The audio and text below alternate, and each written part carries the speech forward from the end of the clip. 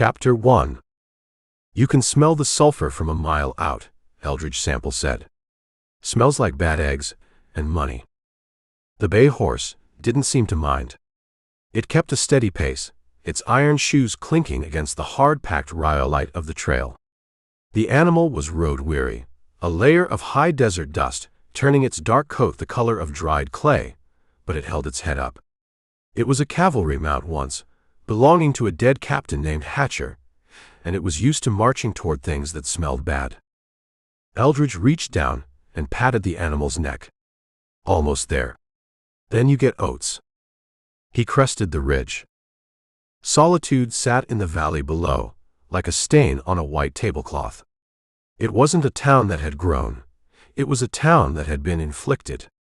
The stamp mills on the north slope chugged rhythmically, heavy steel pistons crushing rock into powder 24 hours a day. The sound was a low, constant thudding that vibrated in the chest, the heartbeat of a place that didn't sleep. Smoke from the smelters hung over the roofs, a yellow-gray blanket that trapped the heat and filtered the sunlight into a bruised haze. Solitude, Eldridge muttered. Crowded for a place with that name. He checked the Springfield carbine in the scabbard under his leg. He checked the Colt in his belt, the one he'd taken off Hatcher. He touched his vest pocket. The Mexican Coinstar was gone, left in a box in Texas or lost in the nations. He didn't wear tin anymore. Tin attracted bullets, and it didn't pay the rent. He pulled a folded piece of paper from his coat. A wanted circular. Gantry Brothers. Bank robbery. $500 dead or alive. The sketch showed two men with weak chins and eyes too close together. Ed and Earl. They looked like the kind of men who would steal a horse because they were too lazy to walk, and shoot a teller because they were too scared to ask for the money. $500, Eldridge said. That buys a lot of peace and quiet. He tucked the paper away. He nudged the bay with his spurs. They rode down the switchback trail. The air grew thicker, hotter, laden with the metallic taste of copper and lead. He hit the main street. It was wide, churned into deep ruts by ore wagons. Mules strained against harnesses, drivers shouting curses that would peel paint. Miners walked with the heavy, shuffling gait of men who spent their lives underground, their faces blackened with soot, eyes white and staring. Nobody looked at Eldridge. In Solitude, a man riding a good horse with a rifle on his saddle was just another Tuesday. He rode past the assay office. Past a building marked Land Office, Peking Prop. Past a row of shacks made of canvas and packing crates. He pulled up in front of a livery stable that looked like it might collapse if the wind shifted. A boy was sitting on a bucket, whittling a stick.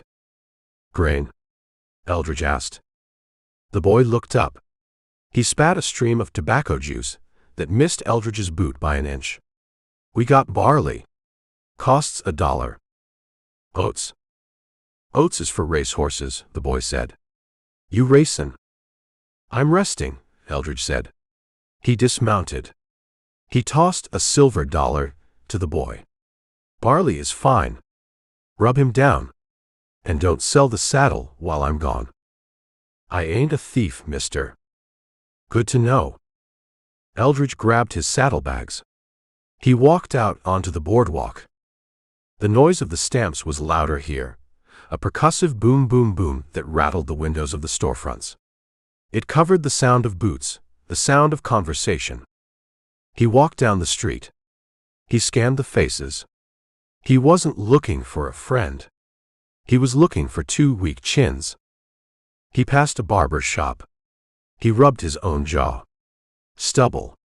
He needed a shave, but business came first. He stopped in front of the Golden Fleece. It was the biggest building in town. 2 stories of false front architecture painted a garish yellow that was peeling in the sun.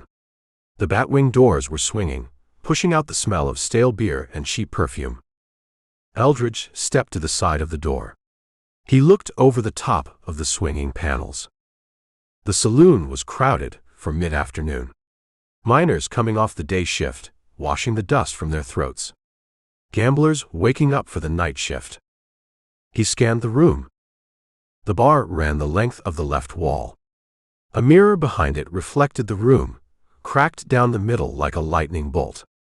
At a table near the back, away from the piano that wasn't playing, two men sat. They were drinking whiskey from a bottle, no glasses. They wore dusters that were gray with road dirt. Their hats were pushed back. One of them was using a knife to clean his nails. The other was staring at a serving girl with a look that was hungry and mean. Ed and Earl Gantry. They looked older than the sketch, harder. The road had worn them down, taken the baby fat off their faces, but the weak chins were the same. The eyes were the same. Eldridge watched them. Earl, the one with the knife, said something. Ed laughed. It was a high, giggling sound that didn't fit the size of the man. They looked comfortable. They looked like men who thought they had outrun the paper in their pockets. They thought Solitude was far enough from the bank in Abilene that the law wouldn't follow. "You're wrong," Eldridge whispered. He didn't go in. Not yet. The saloon was too crowded. Too many angles. Too many innocent bystanders who might catch a stray lead slug if the Gantrys decided to make a fight of it. And they would fight. Rats always fought when you cornered them. He needed them to move. He needed them to step out, or go to the outhouse, or get drunk enough to stagger. Eldridge stepped back from the doors. He leaned against a support post on the porch, tipping his hat down. He pulled a pouch of tobacco from his pocket and started to roll a cigarette.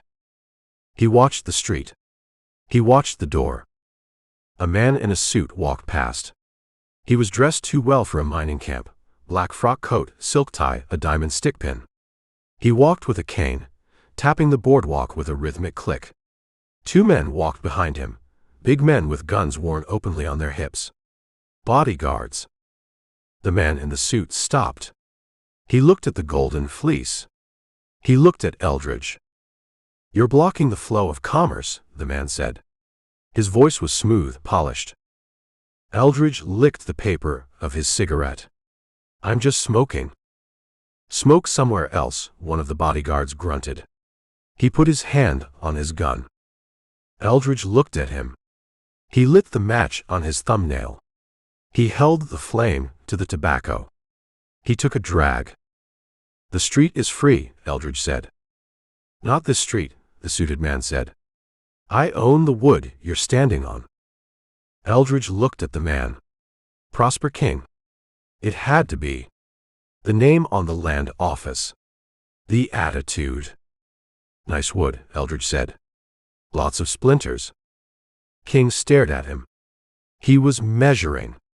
He saw the dust. He saw the Springfield scabbard on the saddle. No, the rifle was on the horse. He saw the Colt. "You look like a man waiting for something," King said. "I am."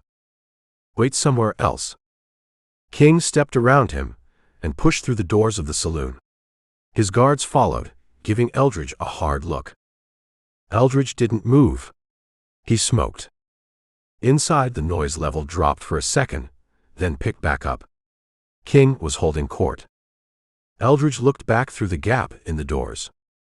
King walked straight to the back. He stopped at the Gantry's table. Ed and Earl looked up. They looked surprised. They stood up, scraping their chairs. King said something. He gestured to the empty chairs. He sat down. The Gantrys sat down. They were talking. The bank robbers and the town boss. Eldridge frowned. That wasn't in the circular. That wasn't part of the plan. "What are you two doing?" Eldridge murmured. He couldn't hear them, but he saw Earl nod. He saw Ed pour whiskey into a glass for King. They weren't being run out of town. They were being hired. Or they were making a deal. Eldridge dropped his cigarette. He crushed it out. The job just got complicated. $500 was good money for a simple pickup. But if the Gantrys had friends, rich friends with bodyguards, the price of admission just went up. He needed to wait. He needed to see where they slept. He stayed on the porch, a statue in a canvas coat, watching the spider spin a web in the corner of the doorframe, waiting for the flies to move. Chapter 2. The shout came from the south end of town, bouncing off the false fronts of the buildings like a rock rattled in a tin can. Water. We need water, and we need whiskey. In that order. Eldridge Sample stayed on the porch of the Golden Fleece, leaning against the post. He lowered his hat brim a fraction, cutting the glare, and watched the arrival. It was a two-mule procession. The lead mule was ridden by a man who looked like a badger that had been rolled in flour. He was short, wide, and covered in a layer of white alkali dust that coated his beard, his eyebrows, and the brim of a hat that had lost its shape 10 years ago. He was shouting at the sky, at the buildings, at the mule. He looked like a man who had spent too much time talking to rocks. Behind him, on a smaller, darker mule, rode the woman. She didn't shout.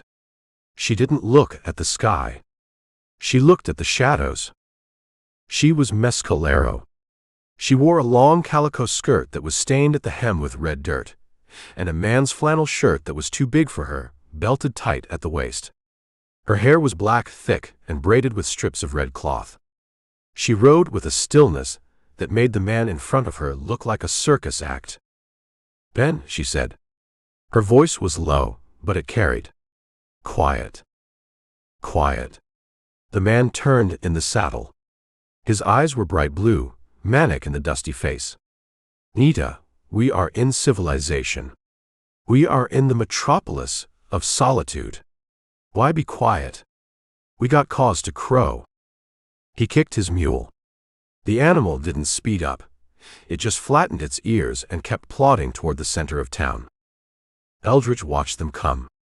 He watched the town watch them. The miners on the street stopped. They looked at the prospector. Then they looked at the woman. A hush went down the boardwalk, the kind of silence that happens when a predator walks into a room, or when a fool walks onto a ledge. "Indian," a man near Eldridge whispered. He spat tobacco juice onto the planks.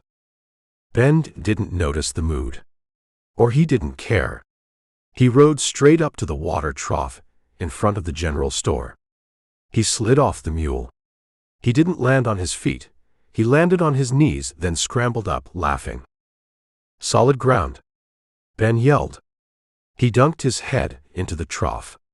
He came up sputtering, water streaming from his beard, turning the dust into mud streaks. "God, that's wet." "Nita, get down. Drink." Nita dismounted. She moved differently. She swung her leg over and dropped light, keeping the mule between her and the street. She didn't drink immediately. She scanned the rooftops. She scanned the alleyways. Her eyes stopped on Eldridge. She held his gaze for a second. She saw the gun belt. She saw the way he stood. She categorized him, threat. Then she moved on, checking the rest of the street. She knows, Eldridge thought. He doesn't. Ben wiped his face with a dirty sleeve. He looked around, beaming. He spotted the sign down the street, Assay Office. His eyes went wide. He grabbed Nita by the arm. "There it is, darlin'." Ben pointed. "The bank of the future. The house of judgment." "Ben," Nita said. She pulled her arm away gently. "Wait. We clean up first. We find a room. Room later. Whiskey later. First we weigh." Ben ran to his mule. He started unbuckling the saddlebags. They were heavy, sagging against the animal's ribs. He fumbled with the straps, his hands shaking with excitement. "Look at this," Ben said to no one in particular. "Just look at the weight." He pulled out a canvas sack. It was the size of a cantaloupe. He grunted as he lifted it. He held it up. "Heavy." Ben shouted. "Heavy as sin." The men on the boardwalk stepped closer. They were drawn to the sack like moths to a lantern. They smelled the desperation and the hope coming off the prospector, but mostly they smelled the money. "What you got there, old-timer?" a miner asked. "I got the future," Ben said.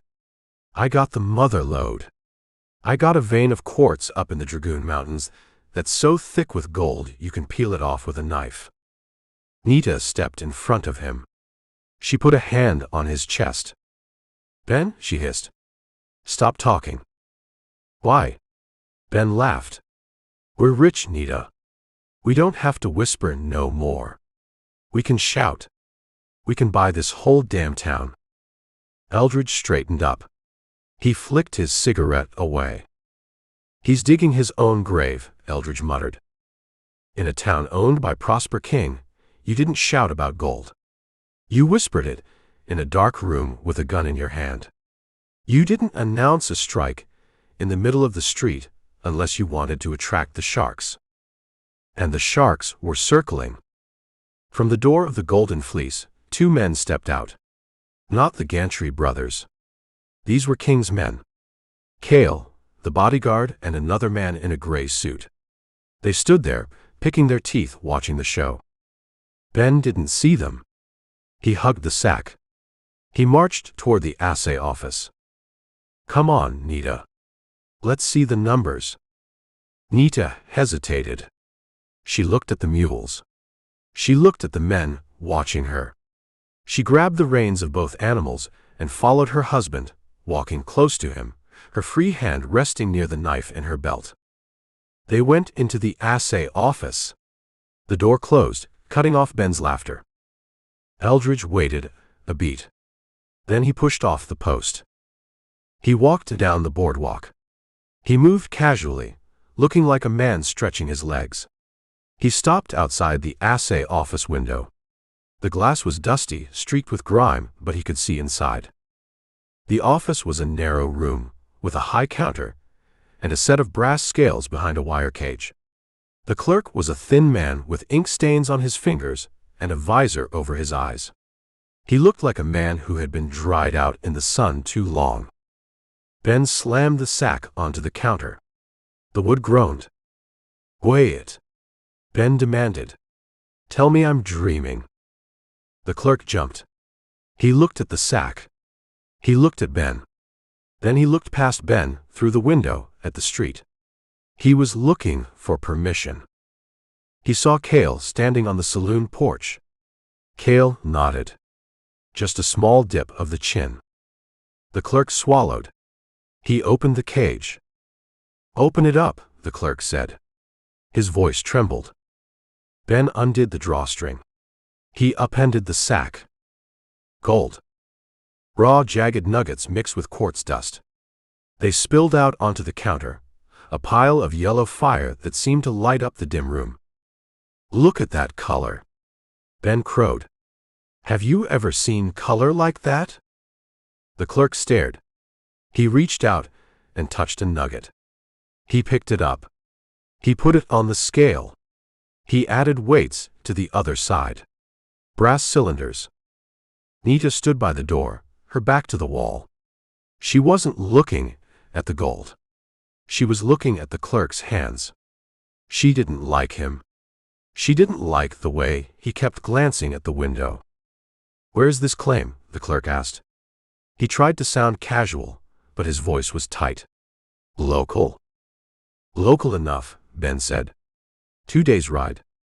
Up a canyon that don't have a name. You file a claim yet?" "That's the next stop," Ben said. "Land office. I'm gonna put my name on it, in ink. Benjamin T. Miller, proprietor of the Lucky Strike." "The Lucky Strike," the clerk repeated. He wrote something down in a ledger. "That's a good name." "It's the only name." Ben slapped the counter. "So, what's it worth?" "Just the sack." "Give me a number." The clerk did some math on a piece of paper. He moved the weights. "This here," the clerk said. "This is high grade. Maybe $500. Just in the dust." 500, Ben turned to Nita. You hear that? 500. And that's just the surface scratch. There's tons of it. Tons. Nita didn't smile. Take the receipt, Ben. Let's go. Receipt.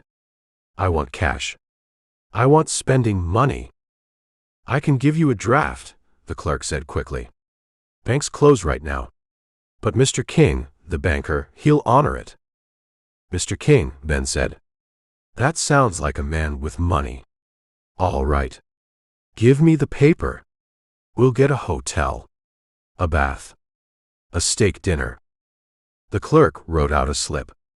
He handed it to Ben. He put the gold back in the sack. He didn't hand the sack back immediately. He held on to it for a second too long. Ben grabbed it. I'll keep this. For insurance. Of course, the clerk said. Safekeeping. Ben turned. He grabbed Nita and hugged her, lifting her off her feet. She tolerated it, her face stony. We did it, girl. We did it. He set her down. He grabbed the sack. He marched to the door. Eldridge stepped back from the window. He leaned against the wall, pulling his hat down. The door opened. Ben stepped out, blinking in the sun.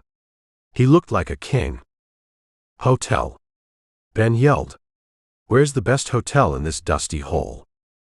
A miner pointed down the street. The Grand. Past the saloon. The Grand. Ben laughed. That sounds like me. Come on, Nita. He grabbed the reins of his mule. He started walking down the middle of the street, striding like he owned the pavement. Nita followed. She kept looking back. She looked at the assay office. The clerk was standing in the doorway. He wasn't looking at them. He was looking across the street, at the Golden Fleece. He raised his hand. He signaled. 3 fingers. On the porch of the saloon, Cale saw the signal. He pushed himself off the rail. He threw his cigarette into the mud. He tapped the man next to him. Let's go, Cale said. They stepped off the porch. They didn't run. They walked. They followed the prospector and his wife, keeping a distance of 20 yards. They moved with the easy, predatory grace of wolves trailing a wounded calf. Eldridge watched them. He saw the setup. It was a classic play. The clerk appraised the value, signaled the boss's men, and now the squeeze would be put on. They wouldn't rob him in the street. Not yet. They would corner him. They would make him an offer. And Ben was too happy to see the teeth. Eldridge sighed. He pushed himself off the wall. He wasn't here for a prospector. He was here for the gantries. He was here for $500 of bounty money.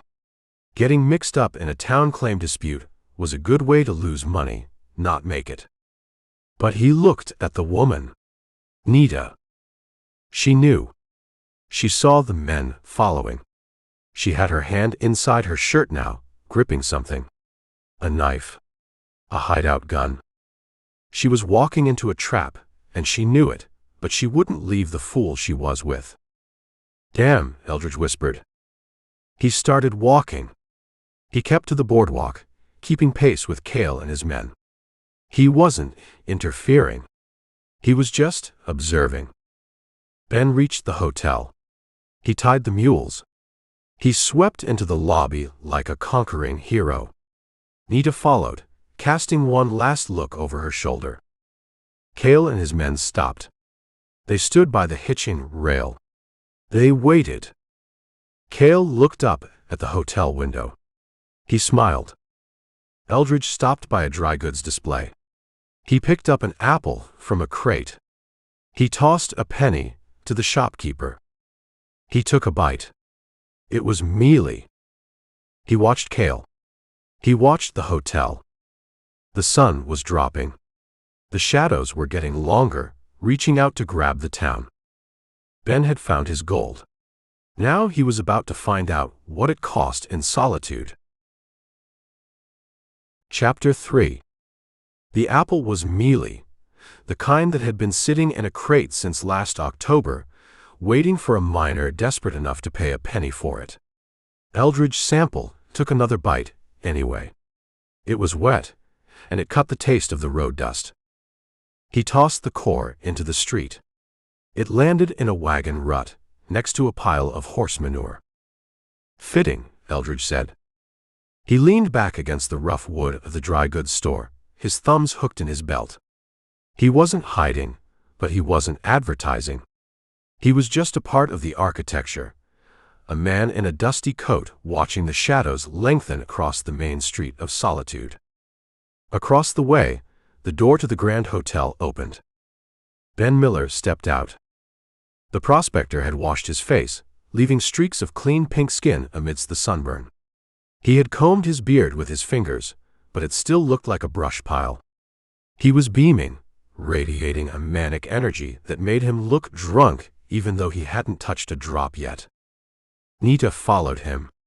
She hadn't washed. She hadn't relaxed. She stepped onto the boardwalk like she was stepping onto thin ice. Her hand was still near her waist, hidden by the folds of the flannel shirt. She scanned the street, her eyes darting from the saloon to the alleyways. She saw Cale. The bodyguard was leaning against the hitching post, whittling a piece of pine with a long-bladed knife. He didn't look up when the door opened. He just stopped whittling. "Steak," Ben announced to the street. "I want a steak the size of a saddle blanket. And potatoes, fried in bacon grease." He stepped down into the mud. He offered his arm to Nita. She didn't take it. She walked beside him, putting her body between him and the men by the rail. "Ben," she whispered. "The men. Friendly locals," Ben said. He nodded to Cale. "Evening, boys. Can you point a man toward the best dining establishment in this metropolis?" Cale snapped the knife shut. He slipped it into his pocket. He pushed himself off the rail. "Mr. Miller," a voice said. It didn't come from Cale. It came from the shadows of the hotel porch. Prosper King stepped out. He moved with the quiet assurance of a man who knows the floorboards won't creak under him. His black frock coat was unbuttoned, revealing a silk vest and the heavy gold chain of his watch. He tapped his cane on the wood. "I'm Prosper King," he said. "I own the hotel, and the restaurant, and the bank." Ben's eyes went wide. He grabbed King's hand and pumped it.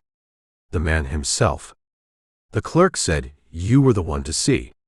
"I'm Ben Miller, discoverer of the Lucky Strike." "I know," King said. He extracted his hand.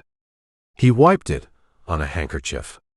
Word travels fast in Solitude, especially news of color. It ain't just color, Mr. King.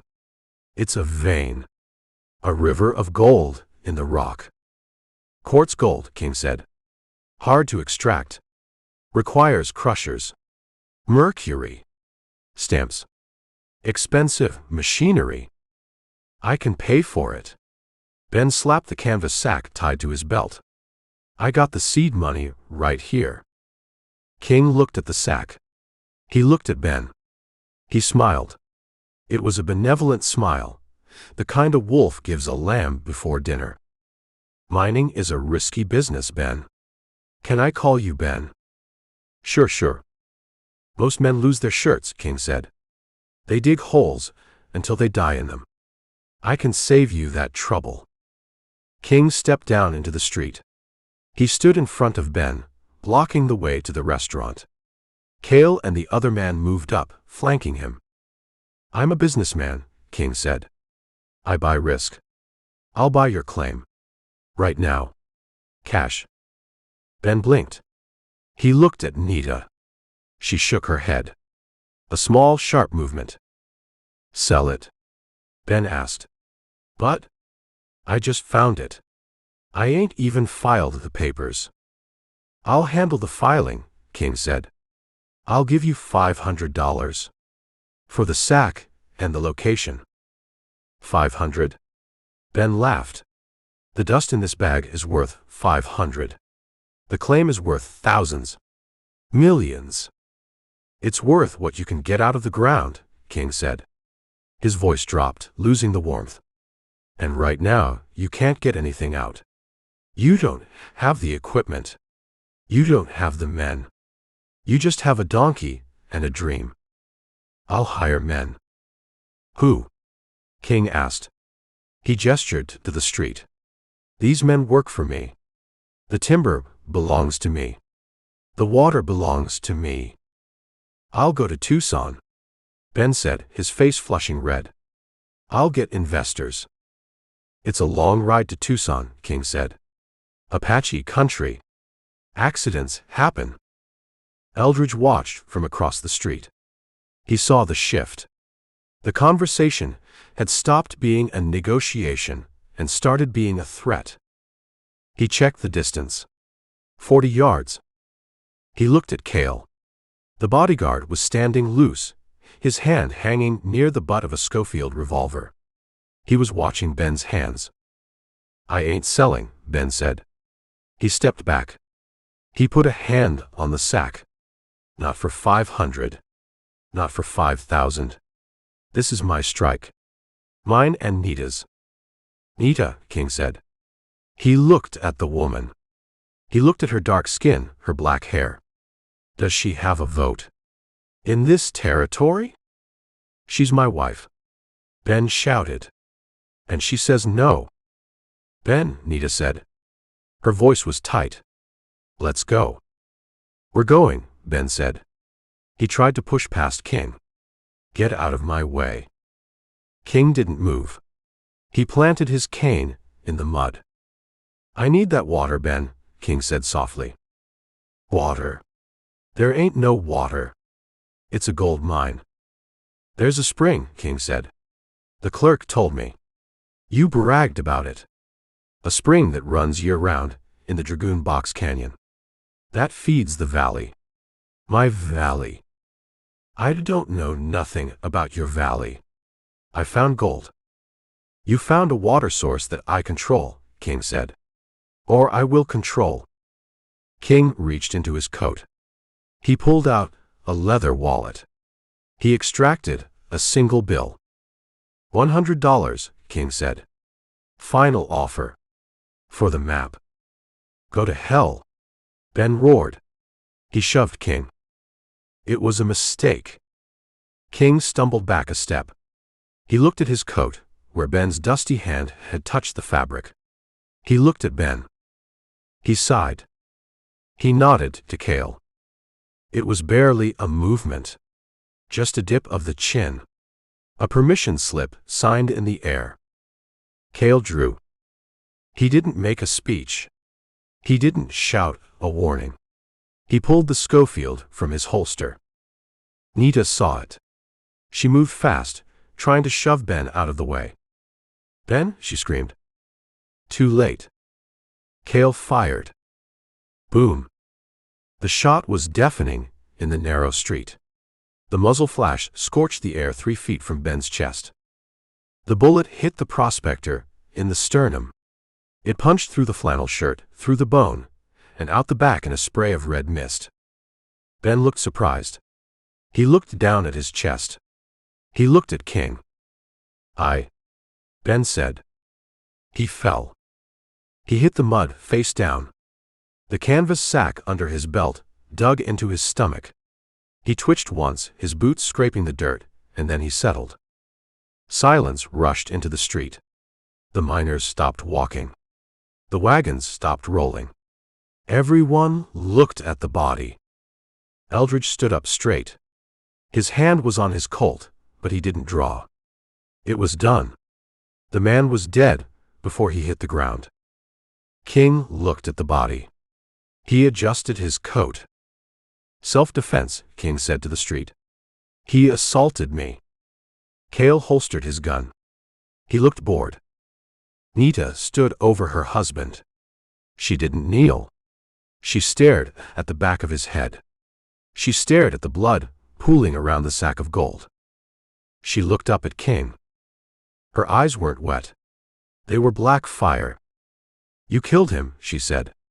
Her voice wasn't loud, but it cut through the silence like a razor. King looked at her. He was a fool. "Go home, girl. Before you get hurt." He turned his back on her. He started to walk away, tapping his cane. Eldridge watched. He saw Nita's hand move toward her waist. He saw Cale watching her. Chapter 4. The gun smoke didn't rise. It hung in the damp air of the street, a gray veil between the dead man and the man who owned the town. Ben Miller lay face down in the mud, his arms splayed out like he was trying to hug the earth he had dug his fortune from. The canvas sack of gold dust was pressed under his belly, a lump that lifted his hips slightly off the ground. Nita stood over him. She didn't drop to her knees. She didn't wail. She stood rigid, her hands clenched into fists at her sides, her eyes fixed on Prosper King's back. King was walking away. He was adjusting his cuffs, shooting them out from the sleeves of his frock coat. He tapped his cane on the boardwalk, a steady click-click that said the business was concluded. "Self-defense," King said to the air. "Everyone saw it. He pushed me. The town saw it. The miners on the porch of the Golden Fleece saw it. The shopkeeper in the doorway of the dry goods store saw it. They saw a man murdered for a map, and they saw the man who ordered it walking away clean. They did what Solitude always did. They looked at their boots. They looked at the sky. They turned back to their drinks. Murderer! The word cut through the apathy like a whip. King stopped. He didn't turn around. He stiffened, his shoulders rising slightly. He waited for Cale or the other bodyguard to handle it. "Thief!" Nita yelled. Her voice wasn't high and shrill. It was deep, originating from the chest, fueled by a rage that burned hotter than the coal fires in the smelters. She stepped over her husband's body. She walked toward King. She switched languages. She spoke in Spanish, fast and cutting. Ladrón. Cobard. Mataste a un hombre bueno por tierra. Then she switched to Apache. It was a guttural, sharp sound, words made of stones and wind. She called him a dog. She called him a eater of filth. She called down a curse that involved his eyes and the birds. King turned then. He had to. She was making a scene. She was breaking the unspoken rule of the town. King acts and the town accepts. He looked at her. He looked at the woman in the flannel shirt and the calico skirt who dared to shout at him in the street he owned. "Quiet, woman," King said. His voice was low, controlled. "Go back to your people. Take the mules. Leave the gold." "The gold is mine," Nita screamed. "The claim is mine. You killed him for nothing." She reached into her shirt. She pulled out a piece of paper. It wasn't the map. It was the receipt from the assay office. "I have the paper," she yelled, holding it up for the miners to see. "I have the proof. Ben Miller found the strike. You are trying to steal it." The miners shifted. They looked at each other. They looked at King. King saw the look. It was dangerous. Miners tolerated a lot of things: bad whiskey, cave-ins, low pay. But claim jumping was a sin that could start a riot. Even in a town bought and paid for, there were lines. King's face went smooth. He smiled, but his eyes were flat, dead things.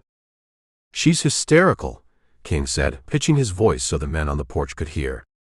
"Grief. It makes the mind wander. She doesn't know what she's saying."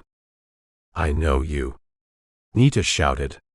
She pointed a finger at him. "I know what you are. You are a sickness. You are a rot in the wood." She took another step. She was 10 feet away. She wasn't armed with a gun, but she had a knife in her belt, and she looked ready to use it. Cale stepped in front of King. He rested his hand on his gun. "Back off, SQUAW," Cale said. Let her speak, a voice said from across the street. It was Eldridge Sample. He hadn't moved from the wall of the dry goods store. He was still leaning there, his thumbs in his belt, his hat pulled low. He wasn't drawing. He wasn't threatening. He was just watching. Cale looked at him. Stay out of this, Drifter. Just watching the show, Eldridge said. It's free, isn't it? King looked at Eldridge. He remembered the man from the porch. The one who didn't move. He's right, King said to Cale. Let her speak. Let the town see her madness. King wanted to diffuse it. He wanted to make her look small. But Nita wasn't small. She stood in the mud, vibrating with anger. You want the water, Nita said. She spoke English now, clear and precise. Ben told me. You don't care about the gold. You want the spring. You want to choke the valley. Water rights are complicated, King said dismissively. Ben didn't understand the law. The law. Nita laughed. It was a harsh, barking sound. You are the law. You and your hired guns. She looked at Cale. She looked at the other bodyguard. You killed him, she said to Cale. You didn't give him a chance. You shot him while his hands were empty.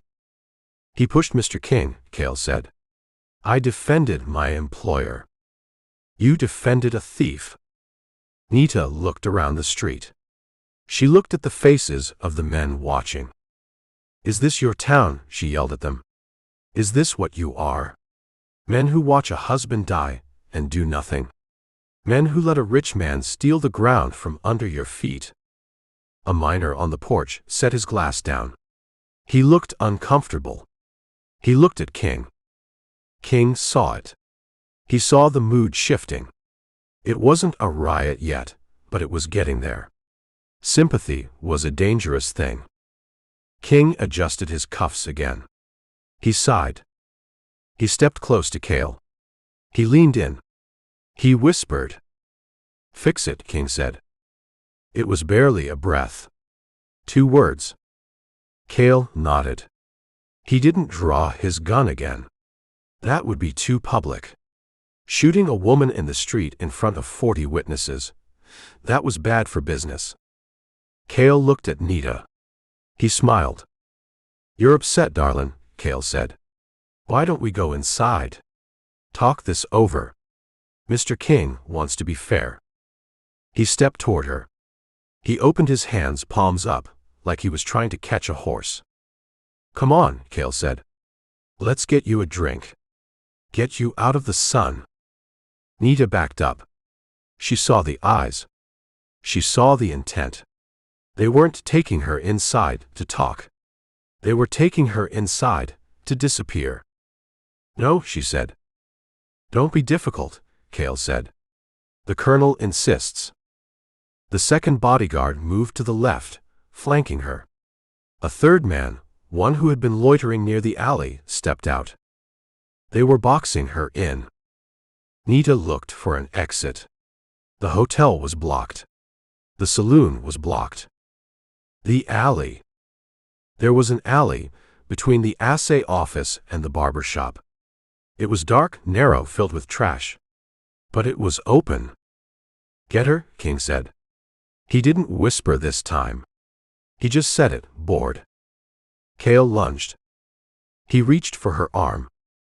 Nita was fast. She slapped his hand away. She drew the knife from her belt. A rusted butcher knife with a wooden handle. She slashed. Cale jumped back, sucking in his gut.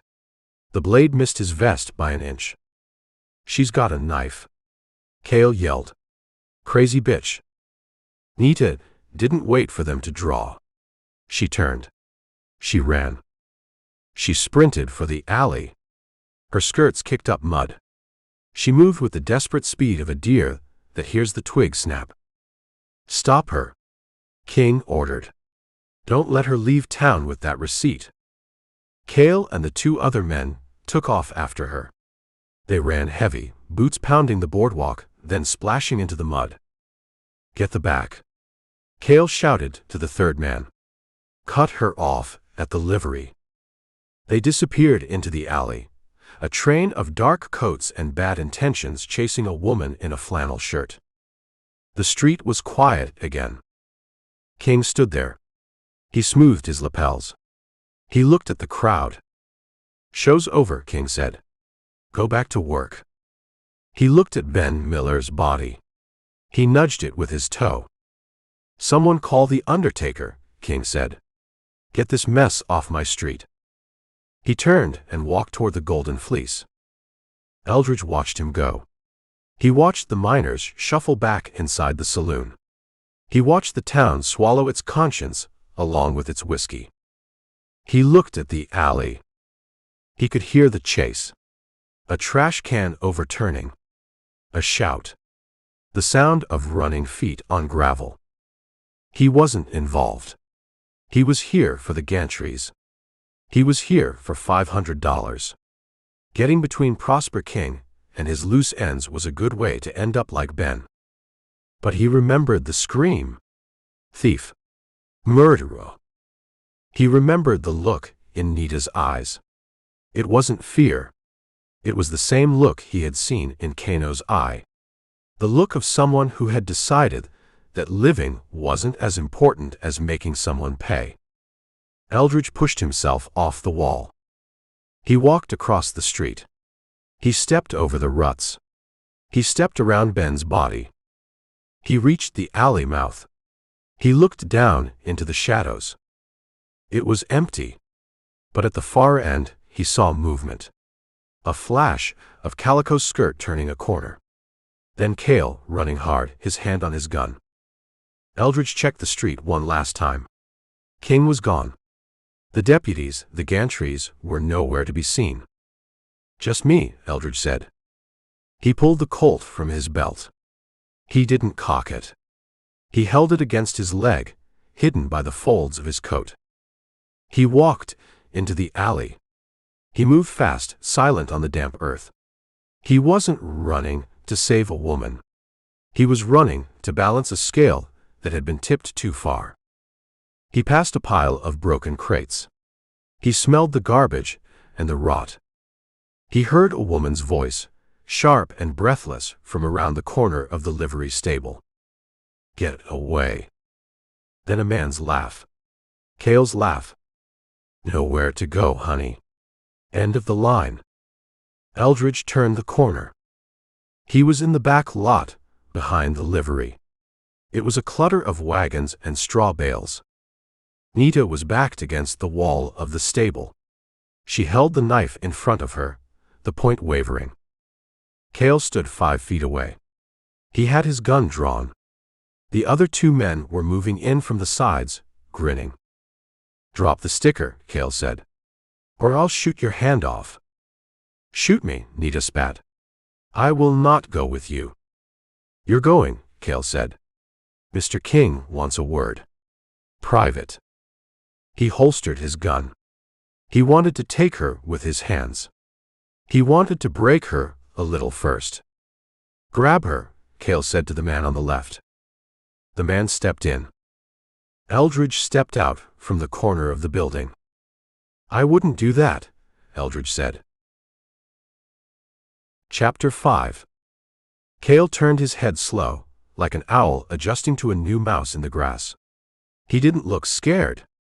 He looked annoyed, the way a carpenter looks at a nail that bends when he hits it. He looked at Eldridge Sample, standing at the corner of the livery stable. He saw the Colt in Eldridge's hand, held loose against his thigh. You're the drifter, Cale said. The one with the bad habit of loitering. I'm the one watching you try to corner a woman, Eldridge said. This is private business, Cale said. Town business. You ain't a citizen. I'm a witness, Eldridge said. That makes me involved. The man holding Nita, a thick-necked miner named Jacques who had signed on with King for the steady pay, tightened his grip on her arm. Nita slashed at him with the knife, but Jacques caught her wrist. He twisted it. She hissed, dropping the blade into the straw and manure of the lot. She dropped it, Jark grinned. She's declawed. Break her arm if she moves again, Cale said casually. He turned his body fully toward Eldridge, his hand hovering over the grip of his Schofield. You walk away now, Drifter, you keep your teeth. You stay, we bury you with the prospector. You talk a lot, Eldridge said. I'm giving you a chance. You're giving me a headache. Eldridge looked at the third man, a skinny gunzel named Polt who was edging to the right, trying to flank. Polt was smiling, thinking about the bonus King would pay for a dead stranger. Don't do it, son, Eldridge said to Polt. Polt went for his gun. He was fast, but he was sloppy. He grabbed the butt of his pistol before his shoulder was set. Eldridge didn't shoot him. He didn't shoot Cale. He stepped in. He moved with a burst of speed that belied the dust on his coat. He closed the distance to Jark, the man holding Nita, in 2 strides. Jark looked up, surprised. He let go of Nita to reach for his own iron. Eldridge swung the Colt. He didn't use the barrel. He used the heavy steel butt. He brought it down in a chopping arc, putting his shoulder weight behind it. Crack. The pistol butt connected with Jark's temple. It sounded like a croquet mallet hitting a wooden ball. Jark's eyes rolled back so far only the whites showed. His knees unhinged. He dropped straight down, hitting the dirt face first. He didn't twitch.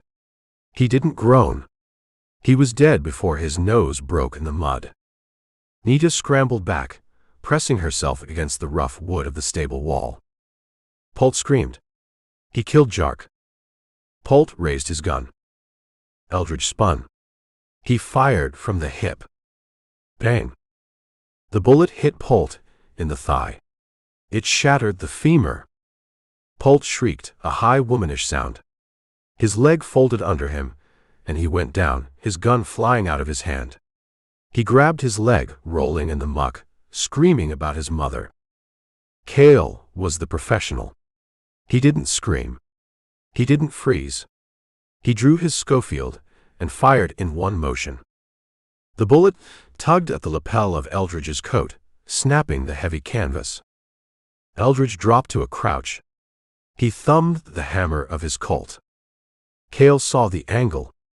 He saw Jark dead and Polt bleeding out. He saw the look in Eldridge's eyes, the blue ice that didn't blink at muzzle flash. Cale made a business decision. He didn't fire again. He ducked behind a water wagon, parked in the lot. You're a dead man. Cale yelled from cover. King will skin you. Eldridge fired a round into the wood of the water barrel. A stream of water hissed out, wetting the dust. Cale broke. He ran. He scrambled away from the wagon, keeping it between him and Eldridge, sprinting for the main street and the safety of numbers. Eldridge stood up. He kept the gun leveled at the corner where Cale had vanished. Silence rushed back into the alley, broken only by Polt's sobbing. My leg, oh God, my leg. Eldridge walked over to Polt. He kicked the gun away. Quiet, Eldridge said. Polt looked at him, terrified.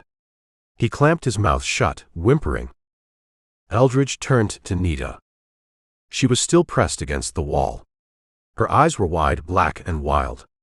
She looked at Jark's body. She looked at Eldridge. She looked for her knife. Leave it, Eldridge said. We have to move. You, she breathed. You killed him. He was in the way. Eldridge holstered his Colt. He grabbed her arm. His grip was firm, but not cruel. King's men will be back, Eldridge said. And they'll bring rifles. We can't stay here. I have the paper, Nita said. She patted her skirt. The receipt. The receipt is good, Eldridge said. Breathing is better. He pulled her. They didn't go back to the street. That was Cale's territory now. Eldridge led her deeper into the maze of the livery lot, weaving through the parked wagons and stacks of hay bales. He found a side door to the stable. It was unlatched. He pushed her inside. The stable was dark, smelling of sweet feed and horse sweat. Shafts of dusty light cut through the cracks in the siding. Up, Eldridge said. He pointed to the hay loft ladder. Up. High ground, Eldridge said. And cover. Go. Nita climbed. Her boots slipped on the rungs, but she hauled herself up. Eldridge followed. They crawled into the hay. It was stacked high, creating a fortress of bales near the loading doors. Eldridge pushed her down behind a bale. Stay flat, he whispered. Don't move. Don't speak. He crawled to the edge of the loft door. He peered out through a knothole. He could see the alley below. He saw Cale come back. Cale wasn't alone. He had brought help. 3 men with Winchesters. And 2 others. Eldridge squinted. The Gantry brothers. Ed and Earl. They were walking with Cale, their dusters flapping. They had shotguns. They looked important. They looked like men who had just been given a badge. The law, Eldridge muttered. Cale pointed at Jark's body. He pointed at Polt, who was still moaning in the dirt. Ed Gantry walked over to Polt. He nudged him with his boot. He's leaking pretty bad, Cale, Ed said. Leave him, Cale said. Where's the drifter? Where's the squaw? Gone, Earl said, scanning the lot. Rabbit holes. Find them, Cale ordered. King says nobody leaves town. Nobody talks to the judge until we find that paper. What about the drifter? Ed asked. He's fast. He's 1 man, Cale said. We own the street. We own the roof. Flush him out. The Gantrys split up. They started checking the wagons, poking under tarps with their shotgun barrels. Eldridge pulled back from the hole. He looked at Nita. She was huddled in the hay, her knees drawn up to her chest. She wasn't crying. She was shaking, but it was the shake of rage, not fear. Who are you? She whispered. Sample, he said. Why did you stop them? Your husband, Eldridge said. He didn't deserve the street. Nita's face hardened. Ben was a fool. A loud fool. But he was good. King wants the claim, Eldridge said. And he wants you dead so he can file it. He wants the water, Nita said. It is always the water. We wait, Eldridge said. Darkness is coming. We move then. Move where? Away from the rats, Eldridge said. He listened to the men below. They were moving into the stable now. He heard the heavy doors creak open. Check the stalls, Cale's voice drifted up. Eldridge drew his Colt again. He checked the load. 4 rounds. He looked at the hay. It was dry. If they brought torches.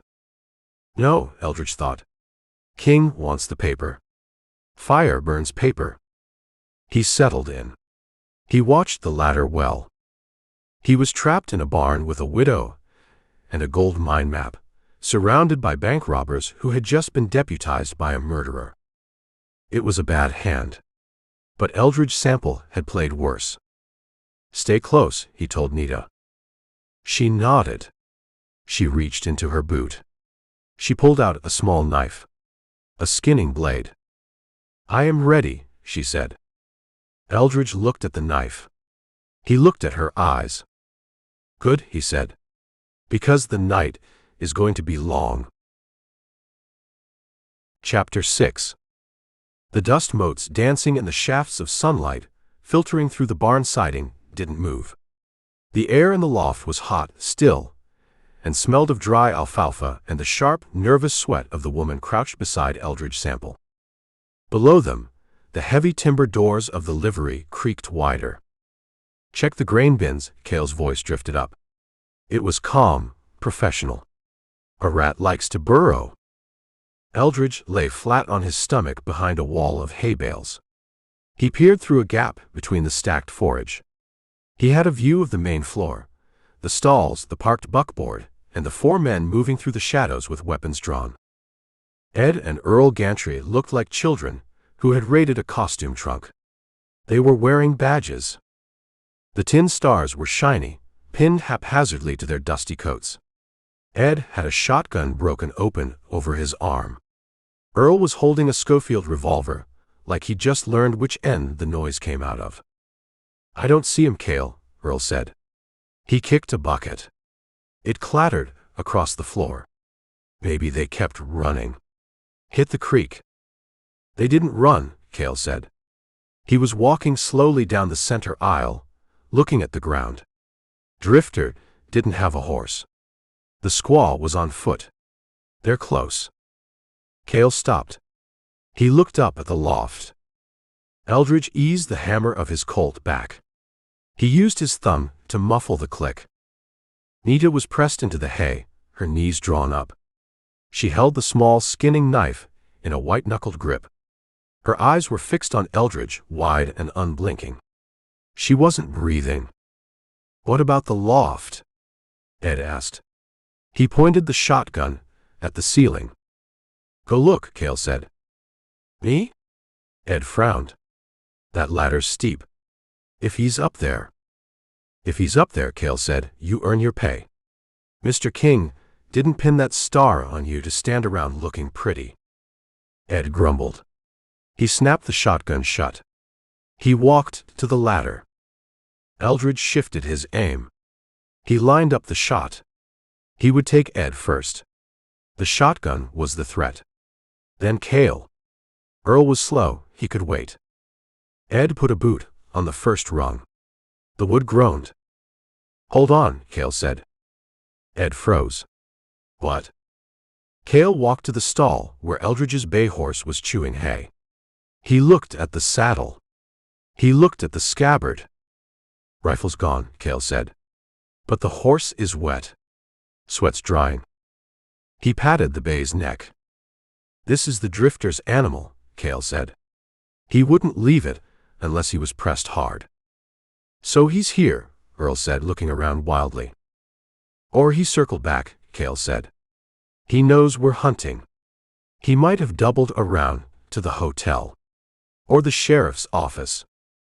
"The sheriff?" Ed laughed. "Miller's asleep. Or drunk."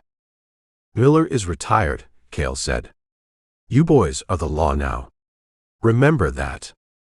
Cale turned away from the ladder. "Burn it," Cale said. Eldridge stiffened. "What?" Ed asked. "Burn the barn," Cale said. "If they're in the hay, they'll cook. If they're not, we deny them the cover." "But the horses," Earl said. "This is King's livery. These are King's horses." Cale paused. He looked at the bay. He looked at the other rental stock. "Right," Cale said. "Mr. King hates waste." He looked up at the loft again. He stared right at the gap where Eldridge was watching. For a second, it felt like their eyes met. Then Cale shrugged. "Lock the doors," Cale said. "Bar them from the outside. Put a man on the alley. If a rat sticks its nose out, shoot it off." "We just gonna leave 'em?" Ed asked. "We're gonna squeeze 'em," Cale said. "They got no water. No food. And the whole town knows the price on their heads. They'll move tonight. And when they do, we'll be waiting." Cale walked to the door. "Come on, deputies," Cale said, mocking them. "Let's go buy a drink." The Gantrys followed him out. They pushed the heavy doors shut. The bar dropped into place with a heavy thud. Silence returned to the barn, heavy and dust-filled. Eldridge let out a breath. He lowered the hammer of the Colt. "They're gone," Nita whispered. "They're outside," Eldridge corrected. "Setting the perimeter." He sat up, brushing hay from his coat. He looked at Nita. She was still gripping the knife. "You okay?" She nodded. "The men with the stars, they're the bandits." "The Gantry brothers," Eldridge said. "Bank robbers. Two-bit thieves. And now they're the law." King bought them, Eldridge said. Cheaper than hiring Pinkertons. And easier to control. He crawled to the edge of the loft. He looked down at the bay horse. The animal was calm, eating. It didn't know it was in a prison. We can't stay here, Nita said. They will come back. With fire. Not while the horses are in here, Eldridge said. King protects his assets. But they'll starve us out. Or wait for us to make a break. We need to leave. We will, Eldridge said. But not yet. We wait for dark. Real dark. He looked at the roof. It was corrugated tin, nailed to rafters. Can you climb? Eldridge asked. Nita looked at the rafters. I can climb. We go out the top, Eldridge said. Across the roofs. They'll be watching the alley. They won't be looking at the sky. He sat back against a bale. He took the cylinder out of his Colt to check the load, purely out of habit. Tell me about the claim, Eldridge said. What? The claim, Eldridge said. The reason your husband is dead in the street.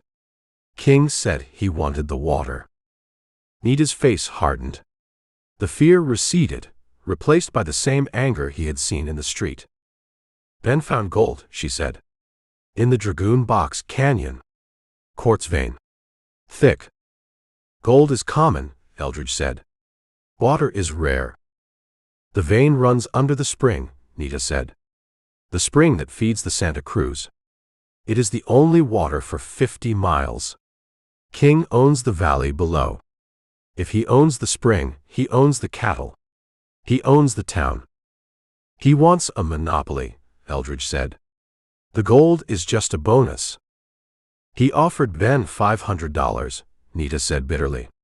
For a kingdom. And Ben said no. Ben was loud, Nita said. He liked to shout. He didn't understand that here, shouting gets you killed. She touched her pocket. I have the map, she said. King knows that. He needs it, Nita said. Without the survey marks, he cannot file. He cannot prove the boundaries. The land office requires the corners. So he can't burn you, Eldridge said. He needs you alive. Or he needs your body intact enough to search. He will kill me, Nita said. Once he has the paper. He has to catch you first. Eldridge holstered the gun. He looked at the woman. She was tough. She had watched her husband die, been chased by killers, and was now hiding in a hayloft with a stranger, but she wasn't breaking. She was sharpening her knife on a piece of wood. We wait, Eldridge said. When the moon goes down, we go up. They settled into the hay. The smell of the horses was strong below them. Outside, the town of Solitude began to light its lamps, unaware that the law had just been sold for the price of 2 tin stars. Chapter 7. The corrugated tin roof of the livery stable held the heat of the day like a skillet that hadn't been washed. Eldridge Sample pushed the trapdoor open. It groaned, a rusted sound that was lost in the evening noise of the town. He pulled himself up, sliding his belly over the warm metal. He kept low, staying below the ridgeline. Come on, he whispered. Nita followed. She moved like a cat, silent and sure-footed, hauling herself up into the twilight. She lay beside him, her breathing shallow and fast. They were on the high ground. Solitude spread out below them, a grid of dark roofs and yellow windows. The stamp mills were still thumping in the distance, a mechanical heartbeat that vibrated through the tin. Eldridge crawled to the edge of the roof that overlooked Main Street. Keep your head down, Eldridge said. Silhouettes kill. He peered over the gutter. The street was busy. Miners were drifting toward the saloons, drawn by the lights and the promise of oblivion. Wagons rattled past, drivers shouting. But the center of attention was the Golden Fleece. The batwing doors swung open. Cale stepped out. He looked relaxed, a man who had done a good day's work terrorizing a widow. He lit a cigar, the match flare illuminating his face. Then the Gantry brothers came out. Ed and Earl walked with a new swagger. They weren't slinking anymore. They weren't looking over their shoulders for a marshal. They walked heavy, their boots thudding on the boardwalk. The tin stars on their dusters caught the light from the saloon windows. "Look at them," Eldridge said. $500 worth of trash wearing the county's medal. "They are proud," Nita said. Her voice was cold. "They're employed." A carriage pulled up to the saloon. It wasn't a buckboard. It was a black phaeton with polished wheels and a matched team of grays. Prosper King stepped out. He looked immaculate. His frock coat was brushed, his hat set at a jaunty angle. He carried his cane. He didn't go inside. He stopped on the boardwalk. Cale whispered something to him. He pointed toward the livery stable. King nodded. He didn't look worried. Then King turned to the Gantrys. Eldridge adjusted his position, squinting against the gloom. King held out his hand. Ed Gantry took it. He shook it vigorously, grinning like a dog that just got a bone. Earl shook it next. King reached into his coat. He pulled out a leather wallet. He handed a stack of bills to Ed. Not coins. Paper. "Payment," Nita whispered. "For the badge." "Retainer," Eldridge said. "He just put the law on the payroll." King said something that made the Gantrys laugh. He clapped Earl on the shoulder. It was a gesture of ownership. "You belong to me now." "The bounty is dead," Eldridge said. "Why?" "Because you can't arrest the deputy," Eldridge said. "Not in a town owned by the man who signs the checks. If I bring them in, who do I turn them over to?" "The sheriff." "The sheriff is King's man too?" "If he wasn't before," Eldridge said, "he is now. Or he's dead. King just privatized the police force." King turned and walked into the saloon, his new dogs following him. Cale stayed on the porch, leaning against the post, watching the street. Eldridge pulled back from the edge. He rolled onto his back, staring up at the darkening sky. "So," Eldridge said, "we can't go to the law. The law is drinking whiskey with the thieves." "We go to the judge," Nita said. "You said the judge." "The judge is 2 days away. And we're stuck on a roof." "We have the map." Nita patted her skirt. "King does not. King has the town. He has the exits. He has the Gantrys watching the road." Eldridge sat up. He looked at the layout of the roofs. The buildings in Solitude were built close together, sharing walls to save timber. A man or a woman could walk from the livery to the church without touching the ground, if they didn't mind a few jumps. "We move," Eldridge said. "Where?" "Away from the livery," Eldridge said. "Cale thinks we're in the hay. He'll burn it or he'll siege it. We need to be somewhere he doesn't look." "Where does a man like that not look?" "The place nobody wants to go," Eldridge said. He pointed south, across the alleyways and false fronts. At the end of the block, a small building sat apart from the others. It had black curtains in the window, and a sign that creaked in the wind. Siles and Sons. Undertakers. "The dead don't talk," Eldridge said. "And Cale isn't in a hurry to visit." "It is a house of bodies," Nita said. She touched the knife in her boot. "It's a house of quiet," Eldridge said. "And right now, quiet keeps us alive." He crawled to the next roof, a flat tar-papered shed. He jumped the gap. He turned and held out his hand. Nita didn't hesitate. She leapt. She landed light, gripping his forearm. "Let's go," Eldridge said. "Before the Gantry boys finish their drink, and remember they have a job to do." They moved across the skyline of Solitude, 2 shadows dancing above the corruption, heading for the parlor of the dead, to plan a way to stay among the living. Chapter 8.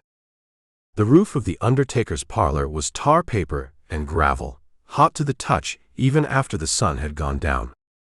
Eldridge Sample dropped from the eaves of the dry goods store, landing softly on the flat surface. He turned and caught Nita as she jumped. She was light, nothing but bone and angry energy. "Down," Eldridge whispered. They crouched behind a brick chimney. The street below was noisy, the Gantry brothers shouting orders at men who were too drunk to listen, but up here the air was thin and smelled of creosote. Eldridge scanned the roof.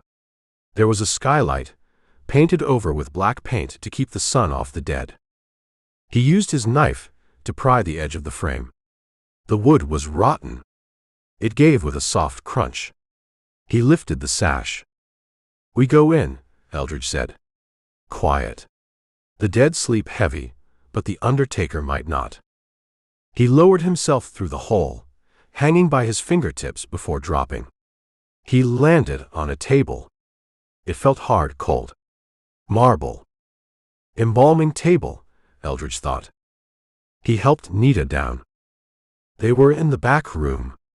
It was dark, smelling of formaldehyde, cedar sawdust, and the sweet, cloying scent of lilies used to hide the other smells. Coffins were stacked against the wall like crates of rifles. "It is cold," Nita whispered. She rubbed her arms. "It's a ice box for people," Eldridge said. "Best place in town to keep fresh." He moved to the door that led to the front showroom. He listened. Silence. Siles, the undertaker, was either gone or sleeping in the back. Eldridge sat on a crate of coffin handles. He motioned for Nita to sit on a pine box. "We have a minute," Eldridge said, "before we figure out how to get you out of here." "I am not leaving," Nita said. "Not without the gold." "The gold is gone, Nita. King has it. Or Cale has it. We're talking about your life now." "My life is the claim," she said. Eldridge looked at her in the gloom. She was small, fierce, sitting on a coffin like it was a throne. "Tell me about it," Eldridge said. "The claim. You told me it was water. But water doesn't make a man like King shoot a prospector in the street in front of 50 witnesses. That's desperate. King looks greedy, not desperate." "He is desperate," Nita said. "His wells are dust." "Dust." "The valley," Nita said. "The Double K range. It is big. Green. But the water comes from the deep aquifer." Ben, he knew rocks. He knew the water table. She leaned forward. Her eyes caught the faint light from the skylight. "Ben checked the levels last month," she said. "On the edge of King's Land. The water is dropping. Fast. The pumps are sucking mud." "King is drying up," Eldridge said. "He has 10,000 head of cattle," Nita said. "And no water to give them. In a month, the beef dies. In 2 months, King is a pauper. So he needs the spring." "The Dragoon Spring," Nita said. "It is artesian. It comes from the mountain heart. It never stops. It flows down the canyon into the Santa Cruz. And if he controls the source," Eldridge said, "he can divert it. Pipe it. Save his herd." "He needs it to live," Nita said. "That is why he killed Ben. Not for the gold. The gold is just garnish. He killed him for the wet." Eldridge nodded. It made sense. Desperation made men sloppy. It made them hire bank robbers as deputies. It made them kill in daylight. "Ben knew?" Eldridge asked. "Ben knew the water was there," Nita said. "He didn't know about King's wells. Ben just saw the gold in the quartz. He saw the color. He didn't see the politics." She touched the knife in her boot. "Ben was a dreamer," she said. "He thought, if he found the gold, we would be safe. He thought money was a shield." "Money is a target," Eldridge said. "He told me, in the morning, before we rode in. Nita's voice softened, losing its edge for a second. He said, "Nita, we're going to buy a house with windows that look at the ocean." He had never seen the ocean. Did you believe him? I believed he wanted it, Nita said. I believed he would dig until his hands bled to give it to me. She looked at the coffins. Now he has a box, she said. If King lets him have one. King won't pay for a funeral, Eldridge said. He'll dump him in the pauper's field. Then I will dig him up, Nita said. And I will bury him in the claim. In the gold. Eldridge stood up. He paced the small room, his boots making soft thuds on the floorboards. King needs the legal title, Eldridge said. He can't just take the water. The territory has laws about water rights. Prior appropriation. If he just pipes it, the downstream ranchers will call the cavalry. He needs the deed, Nita said. He needs the survey, Eldridge corrected. He needs to file the claim in his name, dated before Ben's discovery. Or he needs a bill of sale. He tried to buy it. And Ben said no. So now he needs a forgery. But to forge a claim, you need the coordinates. You need the corners.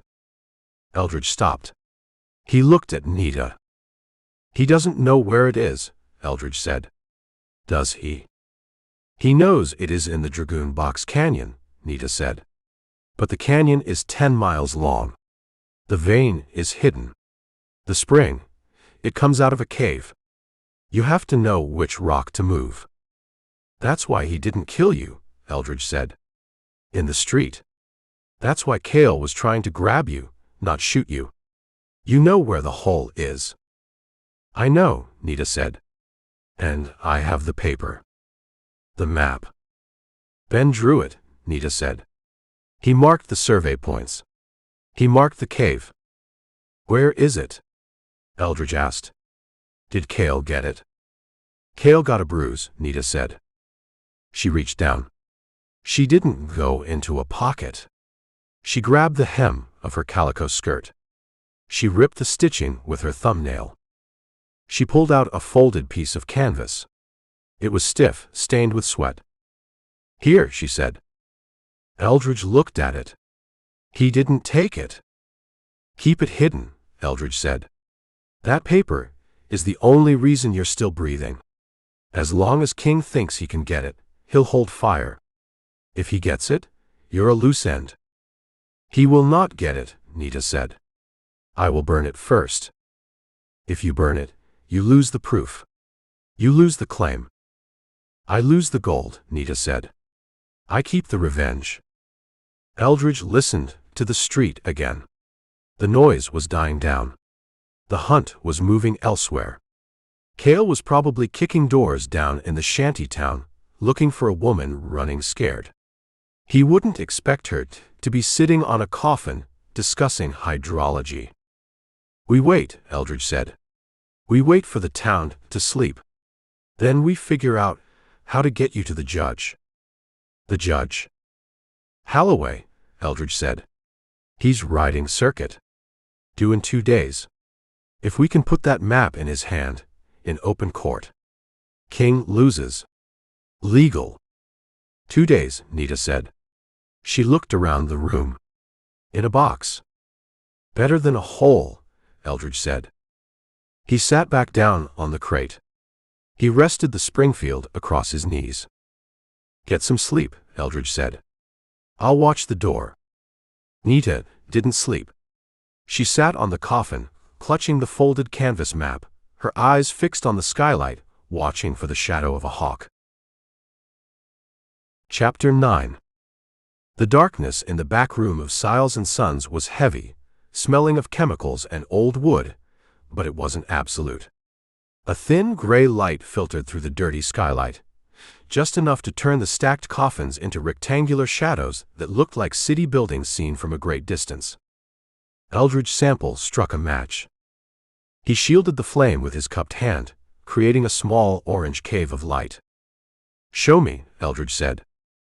Nita sat on the pine box, her legs drawn up. She held the folded square of canvas she had ripped from her skirt hem.